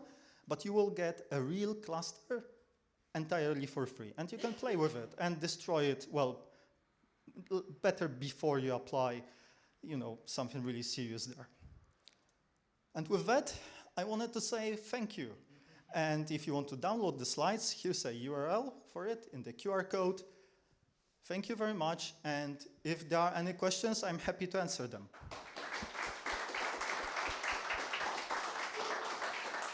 Questions? Thanks for the talks. And yes, Flux is a great tool, and Flux is scary. And there is Flux diff customization to give you really a server-side rendered output of what it wants to do. Just want to mention that. Yeah, we know we use it. It's part of the tool that I mentioned that aggregates all the repositories and renders the output for us.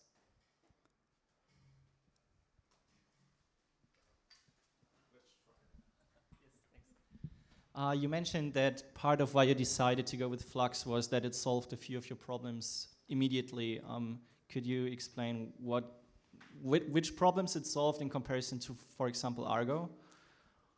Yes and no. I mean, I won't directly compare with Argo because I haven't checked, at least for some time, Argo development. So my Argo knowledge is not up to date, and it's entirely possible that Argo can do exactly the same.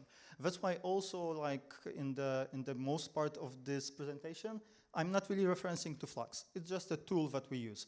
Argo is, in my opinion, like probably 90% on par, and you can achieve exactly the same thing with Argo.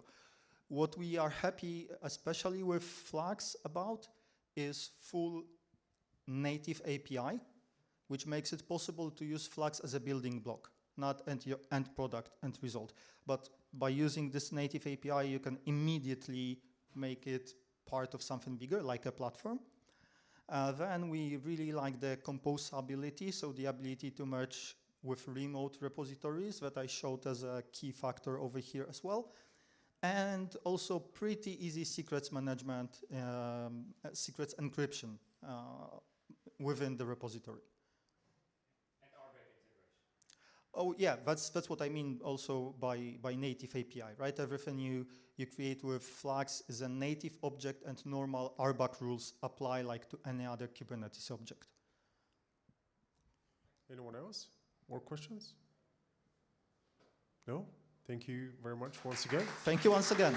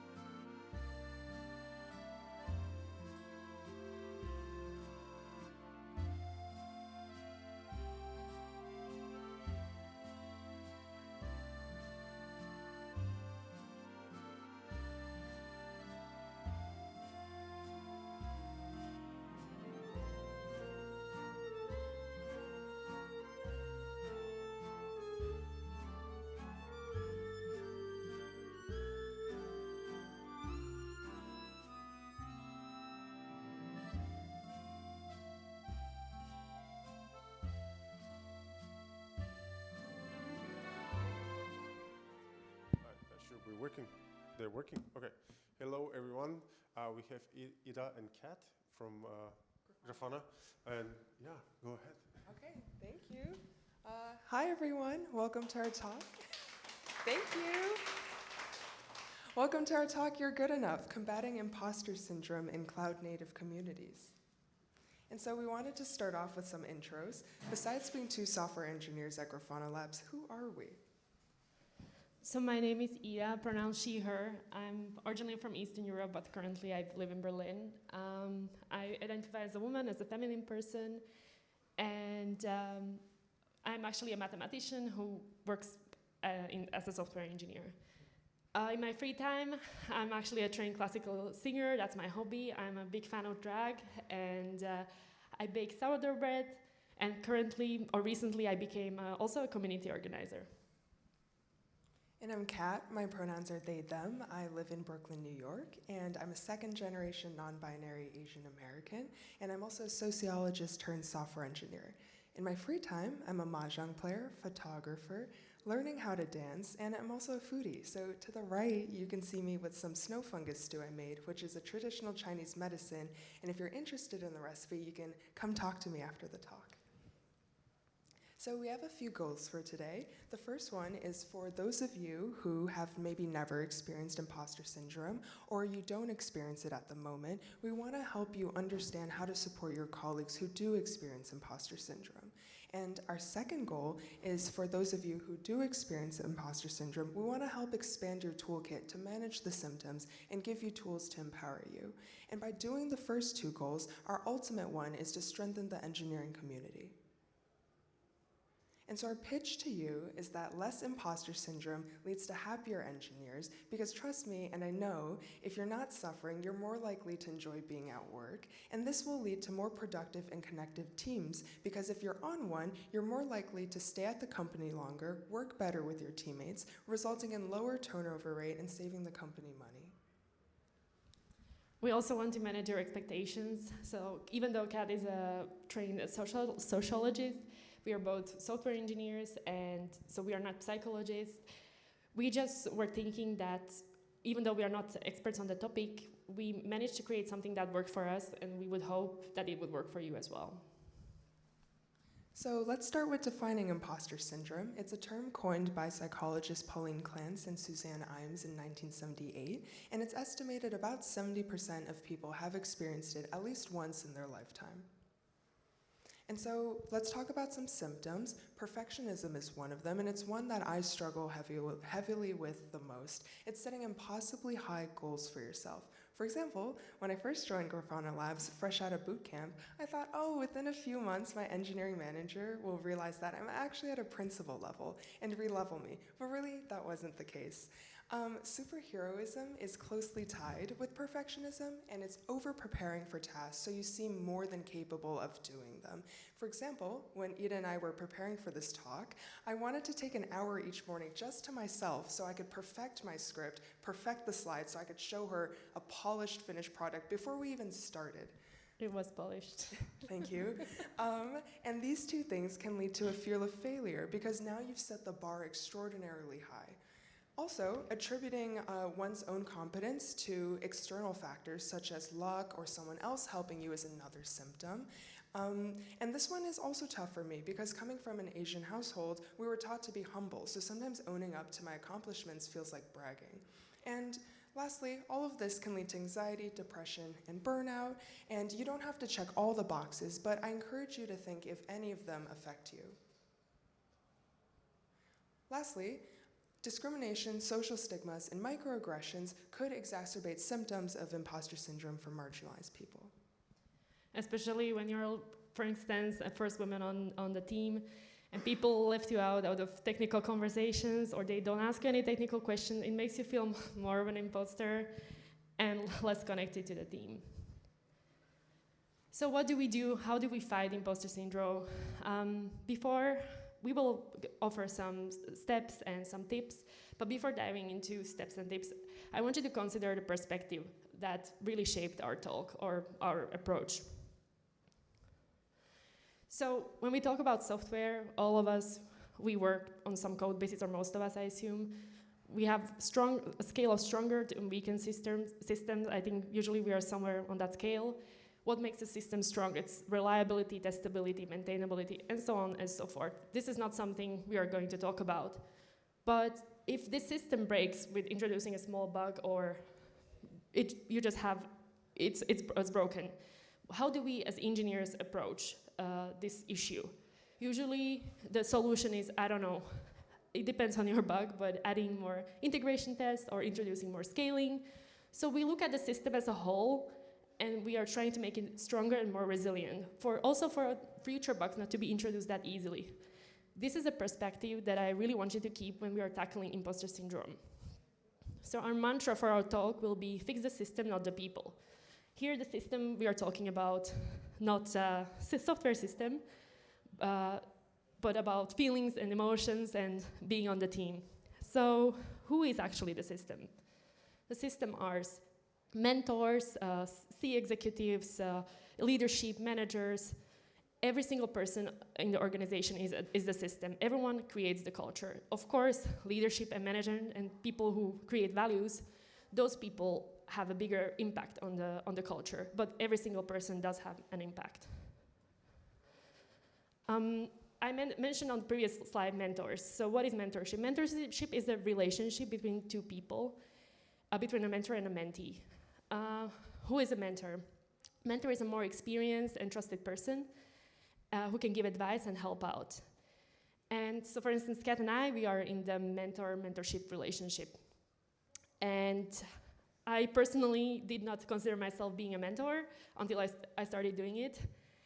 And I would encourage definitely everyone here to think about if they could be potentially mentors. I would ask these questions. Do you like people? Are you passionate about helping others?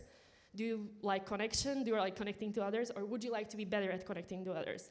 If any of the answers is yes to any of these questions, please consider mentorship. Even though if you tried mentorship and it didn't work out for you, mentorship is like any other relationship. Sometimes it's not the match. And if you're not the match, try again with someone else. I was really lucky to have Kat, and we managed to vibe really well. So let's dive into specific steps how to tackle imposter syndrome. So we will be talking from a perspective of a mentor and a mentee, because that's our relationship, but this can apply to anyone who is to any leader or a team member, individual contributor. So my motivation for my mentorship style was definitely, I was trying to give what I wish I had. So me as a feminine person, I usually was the first woman on the team, and I wasn't connecting easily to my colleagues. It took usually a lot of time. I'm not into gaming. I don't care about the release of the new Apple Watch.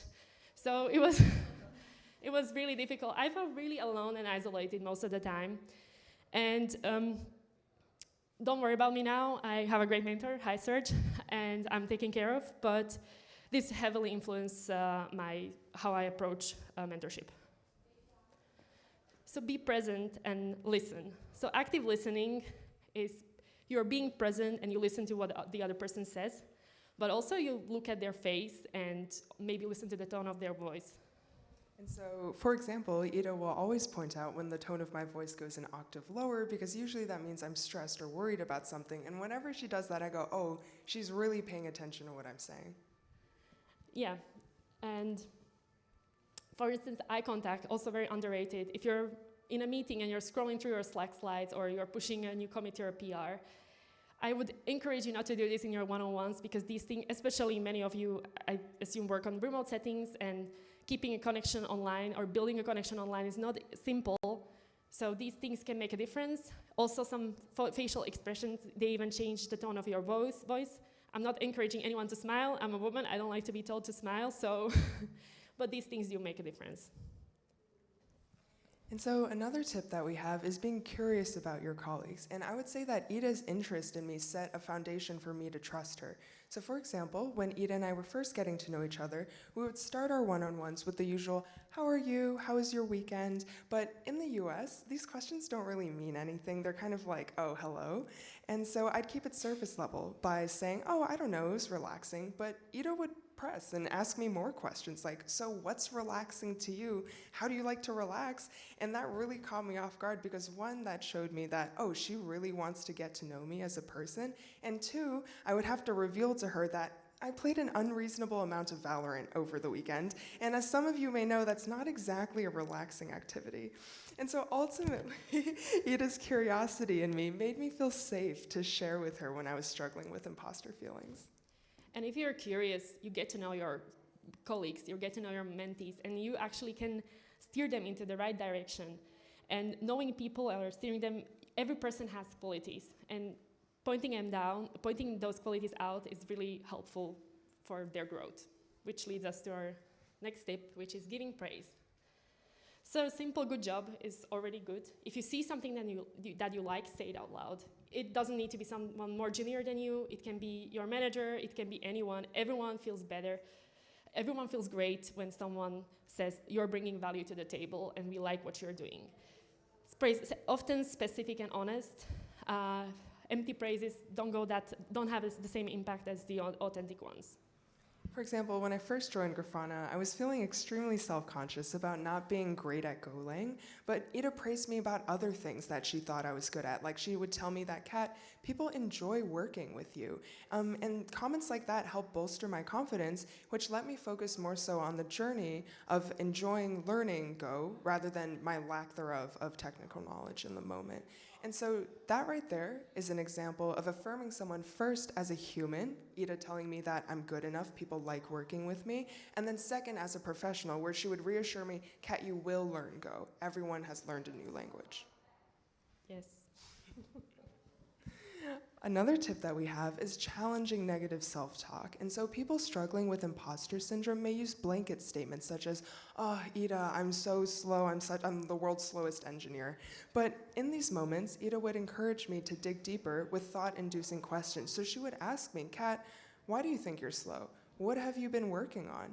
And so by making me answer these questions in detail, I would realize that, oh, I made more progress than I thought that I did. You can also be kind and supportive. And so there's multiple ways to be supportive. You can be technically supportive and you can be emotionally supportive. And so please check in with your colleagues to see if they're blocked on something or need help. For me, it can take a really long time before I ask for help because I tend to over-prepare for tasks so I seem really capable. Superheroism.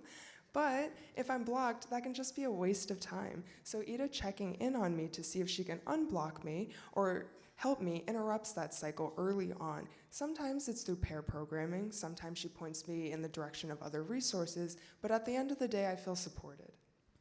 And from the perspective of a supporter or the person who is supporting, you need to start with yourself. In my career, I experienced, and also the two of us, we experienced that if I'm stretched in, if I don't have the energy, if I have too many things on my plate, I cannot, and I'm not kind and supportive towards myself, I cannot be kind and supportive towards anyone else. So self-care is definitely a key to manage this step. Share. Share about your weekend, about your loved one. You can be personal but not private. If you are really worried about crossing some boundaries, that's a good way to, you can share to some extent, and that helps definitely connecting with your team. And whenever I tell Ida I feel like an imposter, she would tell me that she's also felt that way, and hearing that made me feel less alone. And so don't underestimate the power of normalizing these imposter feelings. So giving praise, actively listening, and all of the above that we mentioned leads to connection. Connection not only helps with retention, that people actually want to stay and work on the team, it also helps with people who are suffering from imposter syndrome or other things, that they feel safer in sharing their problems, and then that's the only way how to start tackling it. Also be open. So this advice is great for your teammates, great for your mentees, that you don't judge them, but it's actually great for yourself. So Kat and I, we are cross-culture, cross-gender, cross-race, cross-generation. So Kat is a Gen Z, I'm a young millennial. And like, infamously what's known about the Gen Z, that they are really good with their boundaries when it comes to work-life balance. And when Kat would say like, Ida, you know what, I cannot take this on, I have too much on my plate, I would be like, oh my God, why am I so triggered? And I would explore that and find out, do you wish you could say no to things and you could be more focused on less things or one thing at a time and actually create better work or more quality? And that leads me to, mentoring is definitely a two-way street. I think, me personally, I definitely got back everything I invested into mentoring. And my growth happened in two different ways. So first one is live by what you preach. If you're holding to or encouraging your mentees to be up to a standard, you need to do the same. So for instance, before Rejekts, I was really having a moment of panic. This is my first soft talk. I was thinking, oh my God, I don't know what I'm talking about. And then Catch reached out, and they were also feeling a little bit insecure. And I told them, you know what? I think what we created in our work relationship, it really means something. I think it's really valuable, and it helped us both grow a lot and overcome some things. And I think we're gonna do a great job. And then since then, I couldn't panic that much anymore because I was encouraging someone else to be more confident. If you feel like you don't know how to do these things, you don't know, you're not a great sharer, you don't know how to connect, this is not your strength, you don't know how to get or give praise, just try it. I'm also working progress in all of these, and you just learn it by doing it. Also, explaining engineering concepts to other people definitely gives you even a deeper understanding of those, so it will make you an overall better engineer. So these are my personal side effects of mentoring. I definitely feel much happier at work since I'm doing mentoring. If you want to be a leader, start with mentoring. That's how you can start developing your leadership skills. Or you can learn how to give feedback. As a mentor, you need to give feedback a lot, and in a very sensitive way, or in an empathic way. You will definitely improve your communicational skills, and you will become an overall better engineer. So Kat and I, we are really strong believers that mentoring is definitely a great thing to have, and we would encourage all the managers and companies, make it a priority, make it part of your values. Also people, give them time to mentor, not that you code 40 hours a week and then in your free time you should do mentoring. It should be part of your work hours. And also motivate people to do so promote people for mentoring. I really hope we sold you on the topic of mentoring because we really think it worked for us very well. So although the emphasis of our presentation is on mitigating imposter syndrome from a systemic point of view, we also want to address managing imposter syndrome as an individual living in an imperfect world. So I wanted to start by sharing some of my biggest hurdles when I first did my career switch. Coming from a coding bootcamp and graduating from the coding bootcamp, Grafana was my first software engineering job. Coupled with learning a new programming language, it's safe to say that the learning curve was a little steep. And so I clearly felt my lack of technical knowledge. Some more uncharted territory was the fact that I was the first junior engineer to join my team. And I had to learn how to ask for support, and my team had to learn how to support a junior engineer. I just didn't expect to have so much trouble figuring out how to figure things out, and I really struggled the most with being unable to meet my own high self-expectations. And so if you struggle with imposter syndrome, we want to provide you with some tools to feel empowered. We have some tips. This one starts with tips if you're in a supportive environment. And so I really encourage you to talk to your mentor or a trusted person because they don't know what you're going through unless you tell them, and they can't help you unless they know. So give them an opportunity to challenge your negative self-talk. Another piece of advice I've been using myself a lot lately is speaking up when I don't know things. So if your colleagues are talking about Kubernetes and you don't know what clusters or nodes are, it doesn't hurt to speak up even if you feel like you should know the concepts, because at least if you say something, you can take more away from the conversation. You can begin building your foundation of knowledge. You never know, maybe someone else is also scared to ask. And that. So now we have some tips, general tips if you're in any environment, but I think these can be especially useful if you're in a less supportive environment, or maybe you feel like you don't know who you can go to.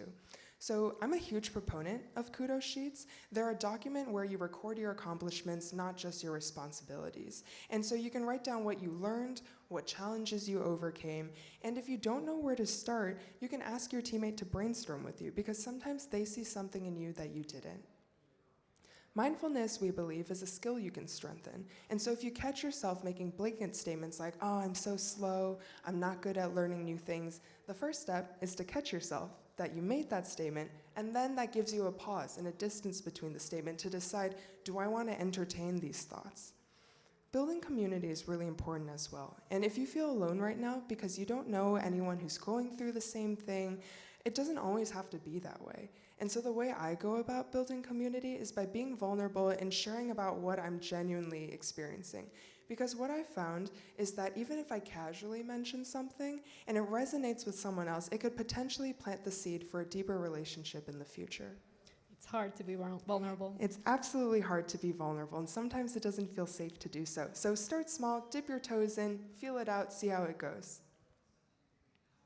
Some last tips we had are seeking specific feedback. And so instead of me just asking Ida, do you have feedback for me? I could ask her, Ida, we just worked on the ID decommissioning project together. What do you think I did well? What do you think I could do better? And lastly, be patient with yourself. We get better at anything we practice, so get comfortable being uncomfortable. And so we wanted to leave you with the final story. When I first joined the company in 2021, Grafana Labs was really new to hiring juniors. There weren't many details for my level in the R&D progression framework, which is a document that's supposed to describe what skills and knowledge you should have at each level. But because Grafana took a chance on hiring me, it gave Ida the opportunity to hone her mentorship skills, and it gave us both the opportunity to work through our imposter syndromes together. So our point is, hire juniors, hire people who are different than you, support those people, because you don't know what lovely things might bloom from these connections. Thank you. Thank you.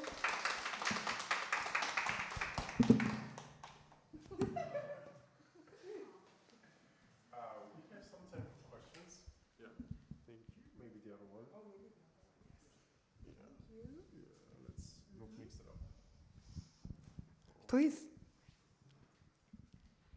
You mentioned about, well, that's loud. You mentioned taking time in working hours to do this. About how much time does it take? So it depends. I think at the very beginning, it's definitely more time. It's also, I think whatever you can give is good.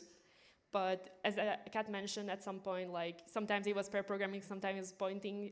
I think it depends on your week, but I think when someone's more junior and they are joining a complex code base, it takes more time. I would say maybe at the very beginning you can also count 50%, and then later on it just minimizes. But at the very beginning you should invest in people because then they get onboarded much faster and also they become productive sooner.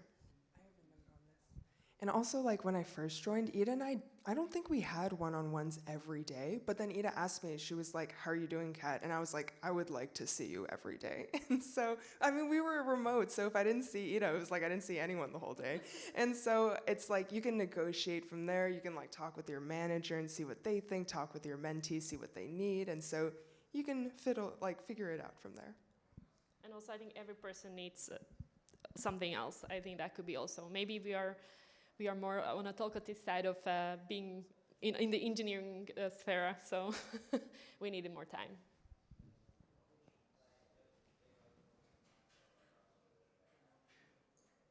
Thank you for the talk.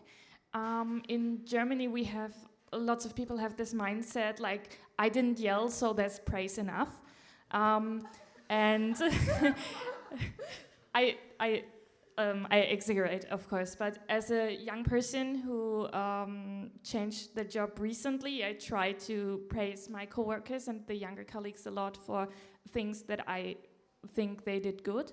But do you have any tips how to nurture this mindset to get my colleagues to recuperate or to also praise things that they think is good? Do you have any tips on that? So I think what you're doing is already great. You're role modeling, you're showing what you want to get, but also ask for it. I mean, I know I was also socialized as a woman, it's hard, but just try, like, do you think I'm doing something well? Tell me what it is. I think if you feel not comfortable in a bigger group, just try to set up a one-on-one and ask the people you value their opinion and you think they can give good feedback, just ask them. And if your teams do retros, I think that's a good way to kind of, if they have that start category, you can be like, I would like to start receiving praise, or I would like you all to start giving me praise, or things of that nature. I have one about the mindfulness and the kudos sheet. Is that kudos sheet is something that in my previous company we call it the brag sheet kind of thing? Exactly. Is the same thing? All right. Same thing. Thank you very much again. I think we have some time for a break, like 10 minutes, 20, and then the next one.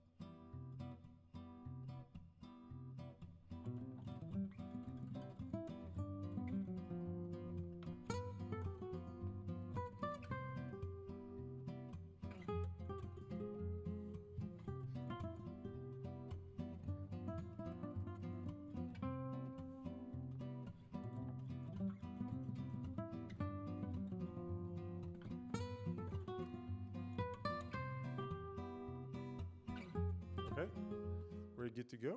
And we have Benjamin, who's going to talk about storage crash course. Take it away. Thank you all for coming here. I'm really happy to have you. Can you use of course, yeah. Hello. Oh, this is weird. Hello, thank you for coming here.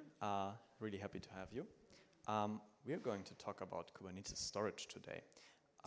So first of all, who am I? I'm doing platform engineering at Scandio. Work mostly with cloud native technologies. That's my GitHub. Yeah, this is going to be a talk that's a bit heavy on opinions. So if you see the asterisk, that's an opinion.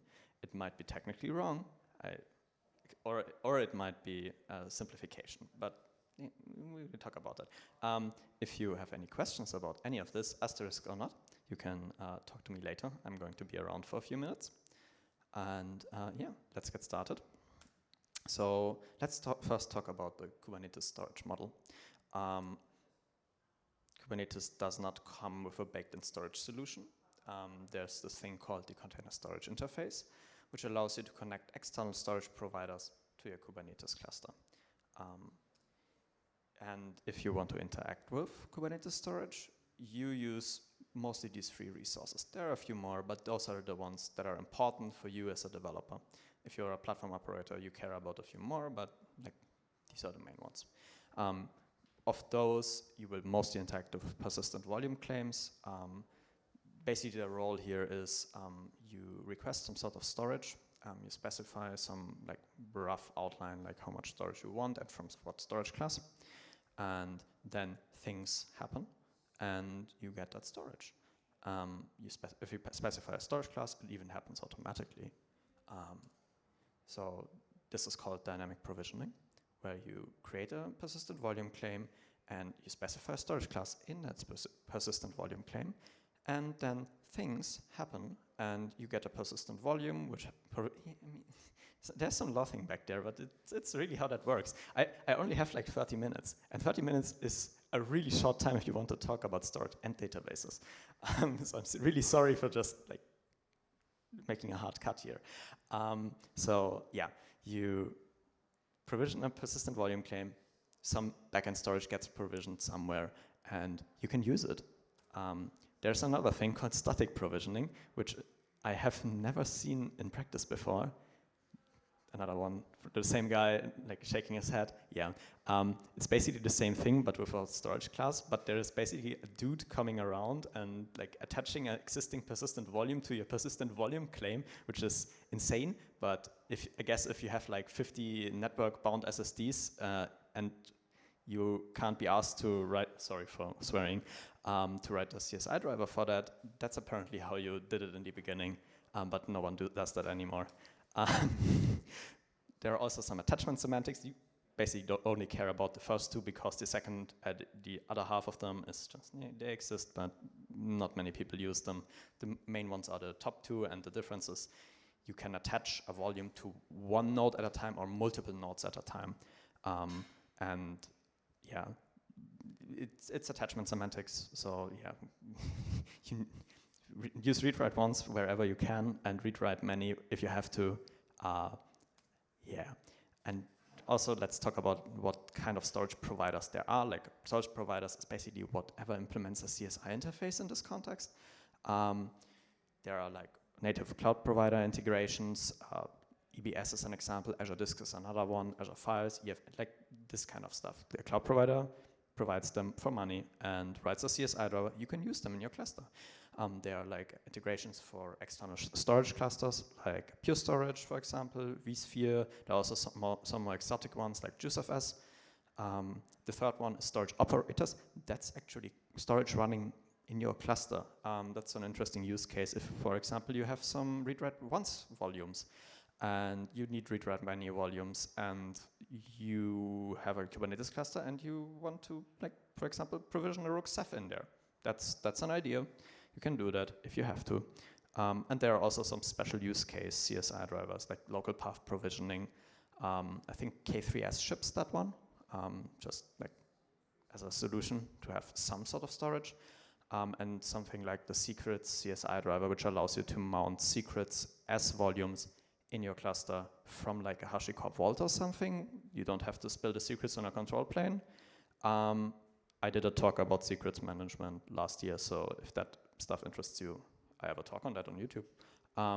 And in general, if you're searching for a CSI driver, or if you want to get an overview of what's available, there's this great URL here from the Kubernetes CSI organization on GitHub, which lists like a lot of them, and including features. Speaking of features, what is CSI? Yeah, it's the container storage interface. Its job is to map an existing storage solution to Kubernetes. And in that role, it handles everything from initial provisioning of the volume, attaching the volume, detaching the volume, resizing the volume, deleting the volume, cloning the volume, everything. Most of the time, it's maintained by a storage solution provider. Some components of it run as pods in Kubernetes. Those pods are stateless, so you don't really have to worry about them that much. And you either install them via Helm, K8s manifest, or it comes with your cluster, so yeah, no modifying node images required. So that's nice.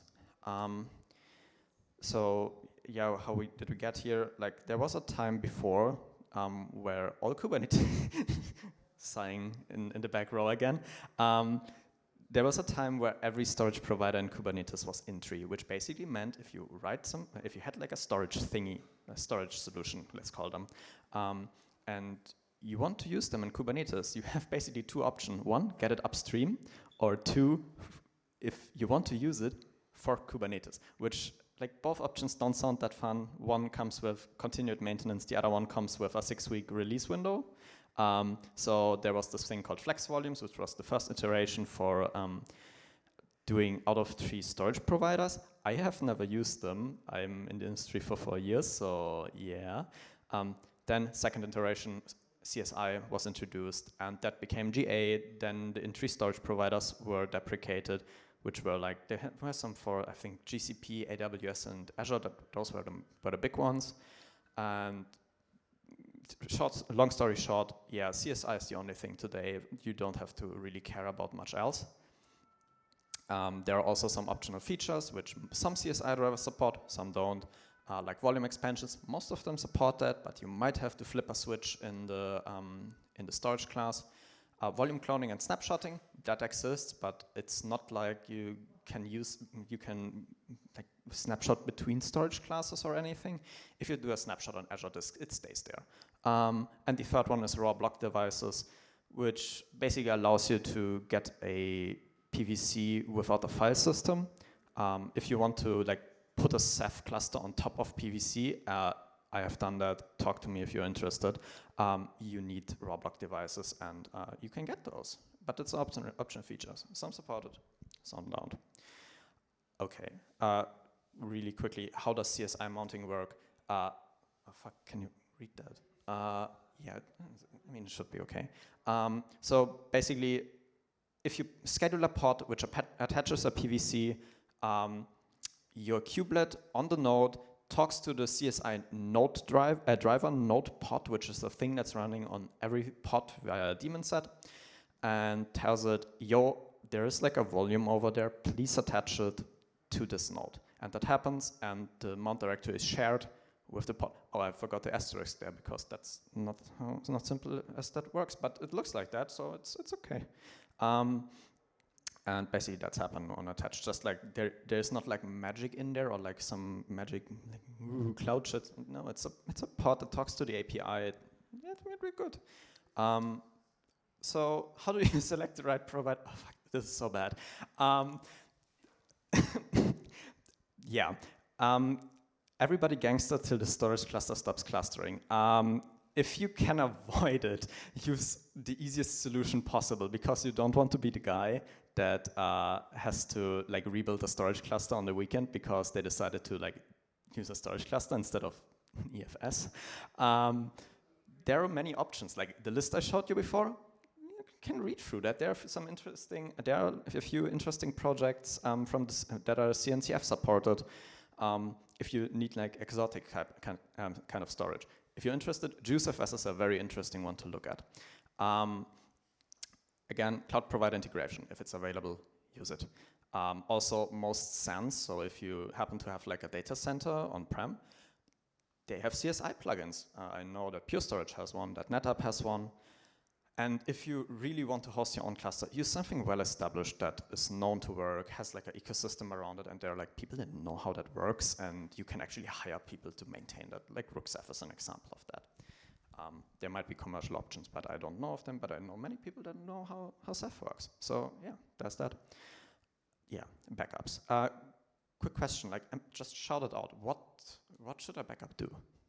What are like some adjectives you would use to describe a backup? Okay, I mean, a hot take, but okay, yeah. Okay, that's funny because snapshots are not backups. That's not how that works.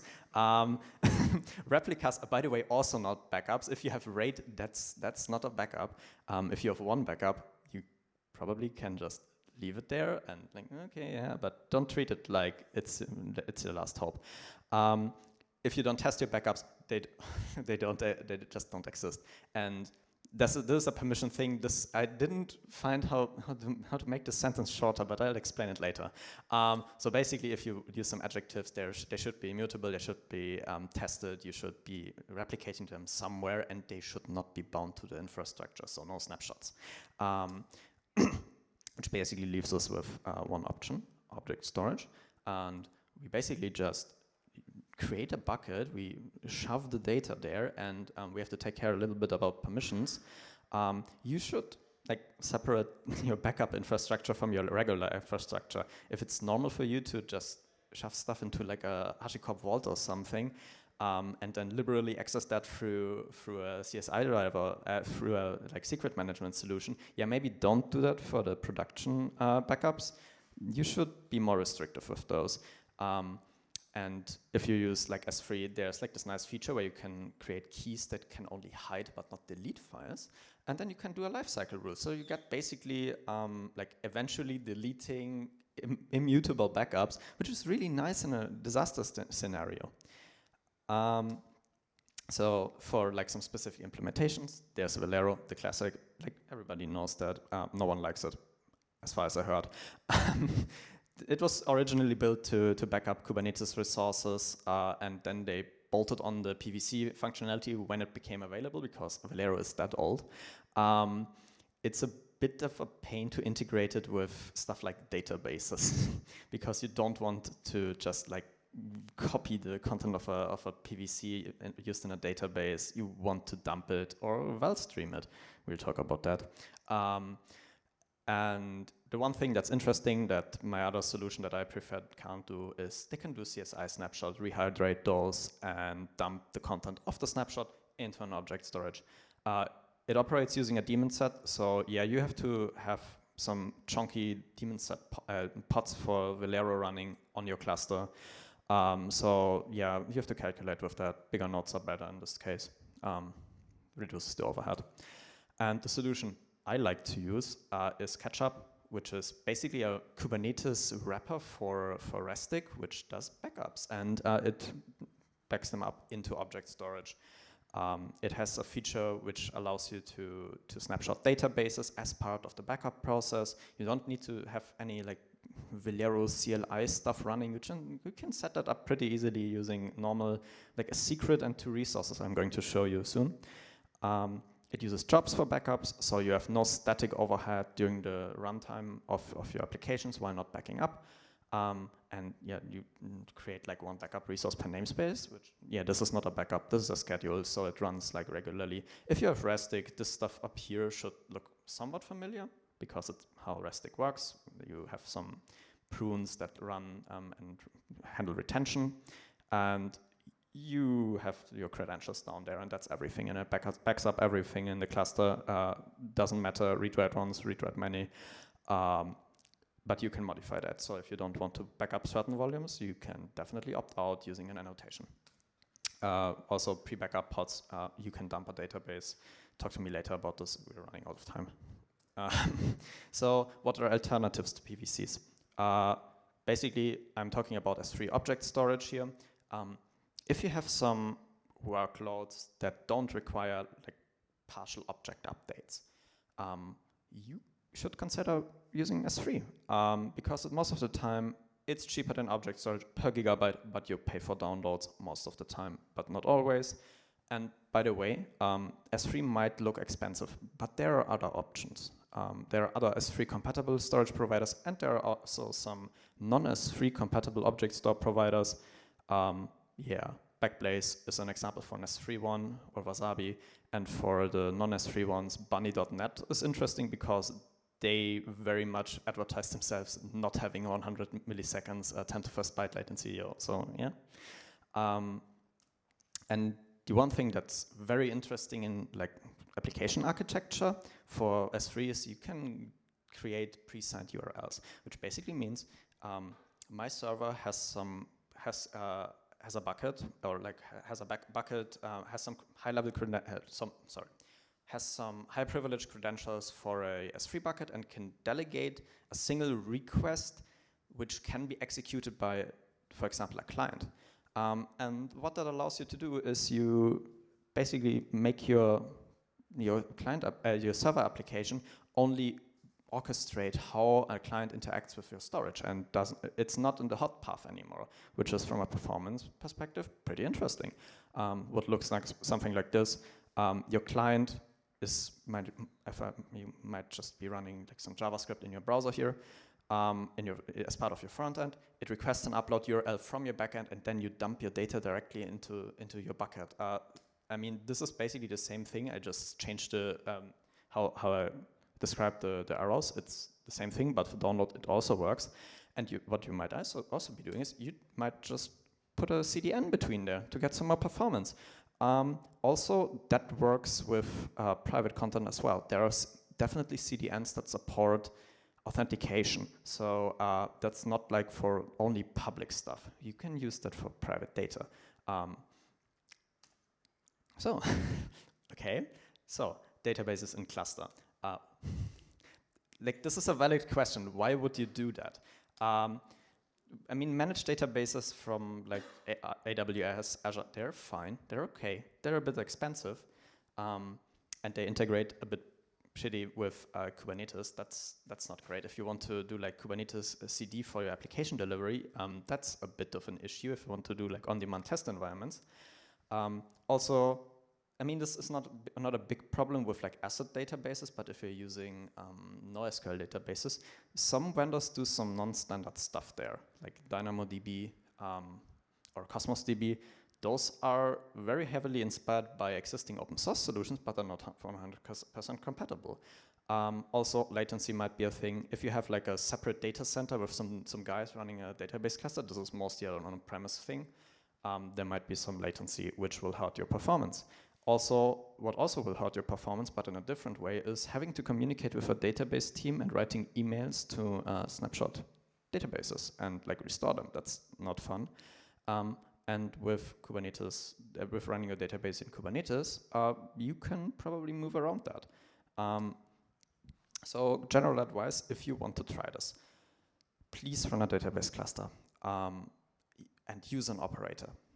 Use an operator to run it. Helm charts do not count. I know there are Helm charts from MySQL, but they do not work in the way you expect them to because they don't fail over the leader properly.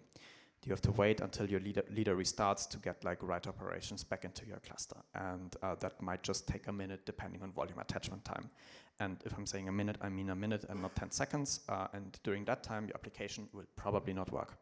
And also on the point of like failing over, your application has to either do like client-side replication, client-side failover handling in your client library, or you have to handle it on the application level, that your application handles the reconnection event to your database. And as always, monitoring and backups. And the operators all have pretty good monitoring. Just to get through them really quickly, I'm just going to talk about SQL ones, but yeah. If you're using SQL databases, use a low latency, fast PVC, so your performance for your database works is good. If you have a high latency PVC, your database performance will suffer. And also run your database, preferably in the same cluster, because then you can do like secret sharing. That might look something like this. My writing is a bit small. Well, you basically have the separation. On the left side, you have the stuff your users, or in this case, developers, interact with. On the right side, you have all the thing that's the problem of the platform people. And as a user, you just create like 1 DB custom resource, and the operator will generate you credentials, so you don't have to handle those. That's always a good thing. And some services you can interact with, and handles in the backend how the database is provisioned using pods and PVCs, and also does failover. Some example. Oh, fuck. I'm really short on time now. Okay. Postgres, use Cloud Native PG, it's great. Zalando, not so much anymore, but okay, I mean, yeah, you can use it if you use it for legacy reason, but use CNPG if you have to decide now. MySQL operator, I worked with it, it's not fun. I'm not sure if it's a skill issue or whatever, but I didn't get it to work properly. Vitesse, you can use it. It's not 100% MySQL pod compatible. There are some things that might work, some things that won't. You have to validate your application. And just for funsies, Oracle DB has an operator. I have never seen someone use it, but it exists. If you're that kind of person that wants to run Oracle DB on Kubernetes, it is a thing, and it's officially supported. It's great. And for backups, use val archiving and or regular dumps. All of these operators support those on a operator level. They do that for you. Now this is like the tail end of my talk, where I have 2 things that I have no idea where else to put. Yeah, running storage clusters in Kubernetes, you can do that, but you should do failover on a protocol level. NFS can't do that, so I would not consider Longhorn a good option here. So probably just use Ruxaf. It's a bit more complicated, but in the end it's worth it, not having to worry about, oh, my application just lost all its file handles and can't handle that, because that's the same thing as ripping out the disk. And the other thing is latency. If you use networked file systems of any kind, doesn't matter if you host them yourself or not, you will introduce some significant latency to I/O. And even if it's just half a millisecond, that basically means you can do 2,000 operations per second. That sounds like much, but if you want to change on like a whole directory structure, that's not great. And yeah, high commit and flush latency, have your application handle that if you're doing like I/O heavy applications, and if you have to do maintenance, there's stuff like rsync or rclone, especially rclone, that really allows you to just crank up the parallel transfers for something like a sync or change on, will make your life a lot easier. And thank you so much for coming here. I'll take questions now.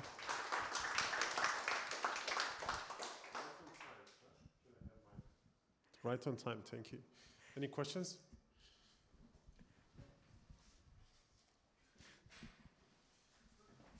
Well, first, that was super awesome to cover that much in so little time, so congrats.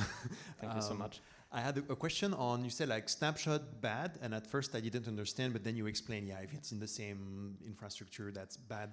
Would you make an exception for stuff like ZFS, when you can make a snapshot and then send over that snapshot to something else, or is that still bad for reasons? I mean,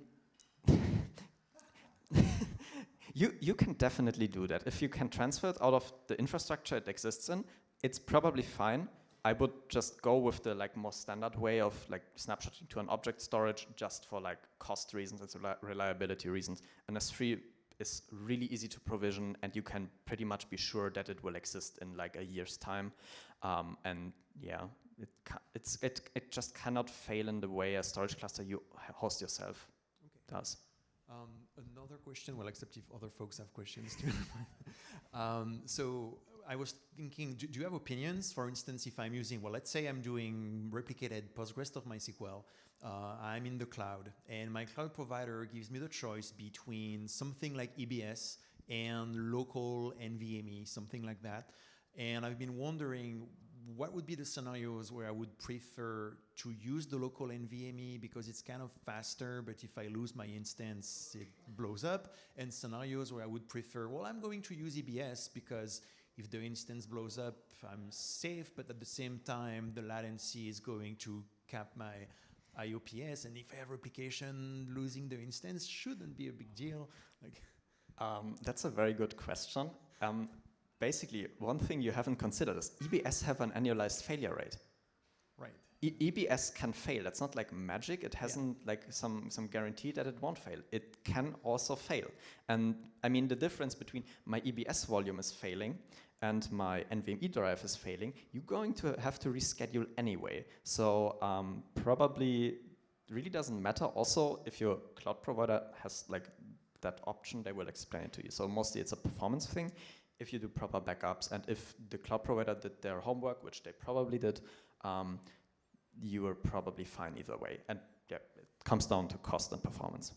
and you personally, like, do you see one of them more, or would personally go with one of them more? Or?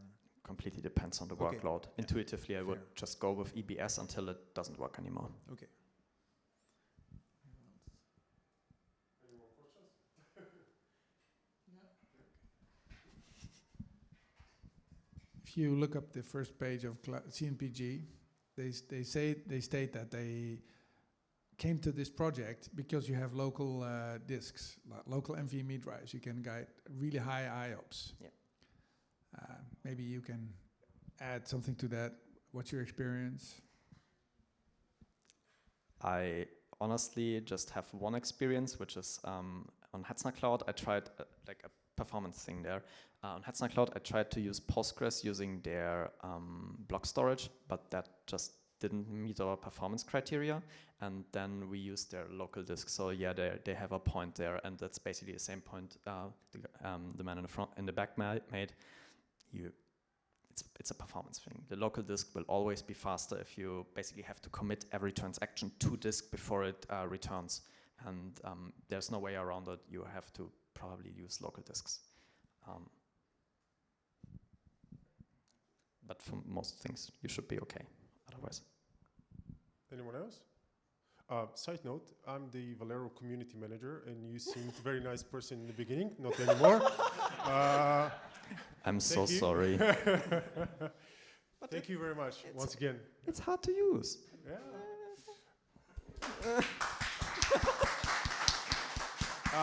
And I'm sorry. No, it's all right. Our sessions continue downstairs on the main area where Anis is going to do the next one, right?